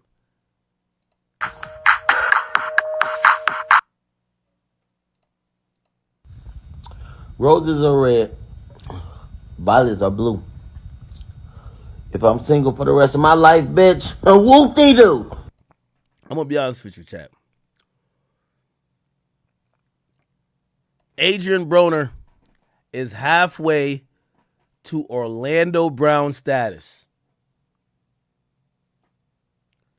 And low key, I want to blame, you know who I want to blame? I want to blame Floyd. Floyd must gave this nigga like a little, like a one of them little nutrient bars or something like that. Must have been laced, because I don't know what the hell happened. I got to blame Floyd for this. Like, this looked like a fumbling of a lifetime. What the fuck? This can't be CTE, bro. This can't be CTE. Yeah, you already know I'm out. It's going down. This shit vicious. I ain't gonna lie. Tuck your wives. Maybe it is CTE. I don't know. I ain't gonna lie, bro. That shit be a hit until Jacquees remix it. And then it's like, all you want to hear is his version. Like, hey, Jacquees, man, you gotta stop doing that shit, bro. For real, mama gonna fuck you up, bro. Yo, what happened to this guy, bro? It's been a long day. I've been in the kitchen cooking all day. Now I'm eating. It's time to go to fucking sleep. Or maybe I shouldn't blame Floyd. I should blame Rock Nation, right? Hey, do anybody know if Backpage still up? I'm trying to figure something out. All right, for real. I need some head. I'm up for a plan. Hey. Okay. Anyway.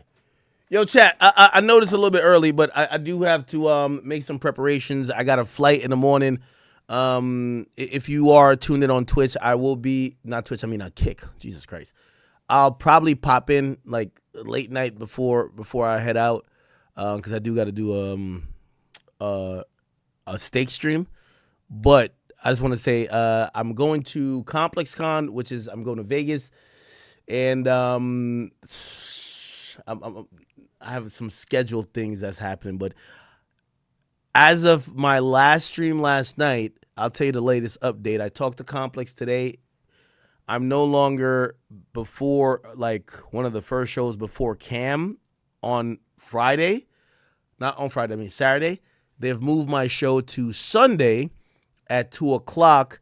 And DDG, at least at this point, is the person that we're going to be doing. It's a live stream. I want to let you know that. So it's not necessarily an interview. It's more of a live stream. I'm going to tell you how I had them set it up. It's going to look like it's kind of IRL, but not IRL. The chat is going to be there. So we're going to be streaming it. So y'all are going to be in the chat. It's going to be a conversation with me and DDG. I get there tomorrow. I'm going to, I'm going to do my little thug thizzle. I'm going to try to remix it. Might even, I think Max is supposed to be there, but he doing something in a box. I don't know what's going on there. I know Young Truly Humble on the God going to be there. Shit, if I could get him on there. I don't know. So I'm going to work some magic, but I am heading out to Vegas. So, I do apologize for the lack of desktop streams. I think today was going pretty decent, but I can't stream for the entire night tonight, so I do apologize. And I think last night we got through the Rock Nation Nikki topic, but we didn't do too much else, so I do apologize. So work with me. I know some of y'all is bittersweet. Y'all like, yo, our boy is outside, but we don't want him to be too much outside, because obviously, like, yo, we made like our reputation like being on desktop streams and kind of doing our thing. So just apologies. This is kind of like my last trip. Okay, so take it for what you want. But I am sorry. But I told you, they booked me. Y'all, by the way, y'all done finance shame me now. I thought I hit them with the bag, but now y'all tell me what everybody else probably got. I'm like, maybe I didn't. Anyway, it's all good. So I do want to say I apologize, and I'm taking accountability. I'm just gonna get better. Again, today wasn't as long a stream as I wanted to be, but I'm sorry. I'm still going to be streaming. So I'm still streaming tomorrow, but it's going to be IRLs. And I know some of y'all are like, I'm tired of the IRLs. We want topics. And it's really hard to do IRLs with topics, right? So apologize. All right, chat. I'm going to get out of here. I got to go get a few things done. I do have a flight in the morning. And I will see you guys shortly. Again, I'm going to do a Kick stream. I do an hour exclusive to Kick every week. And after that, you're going to see me in Vegas. All right? Love y'all. I will see y'all soon. Peace out, chat.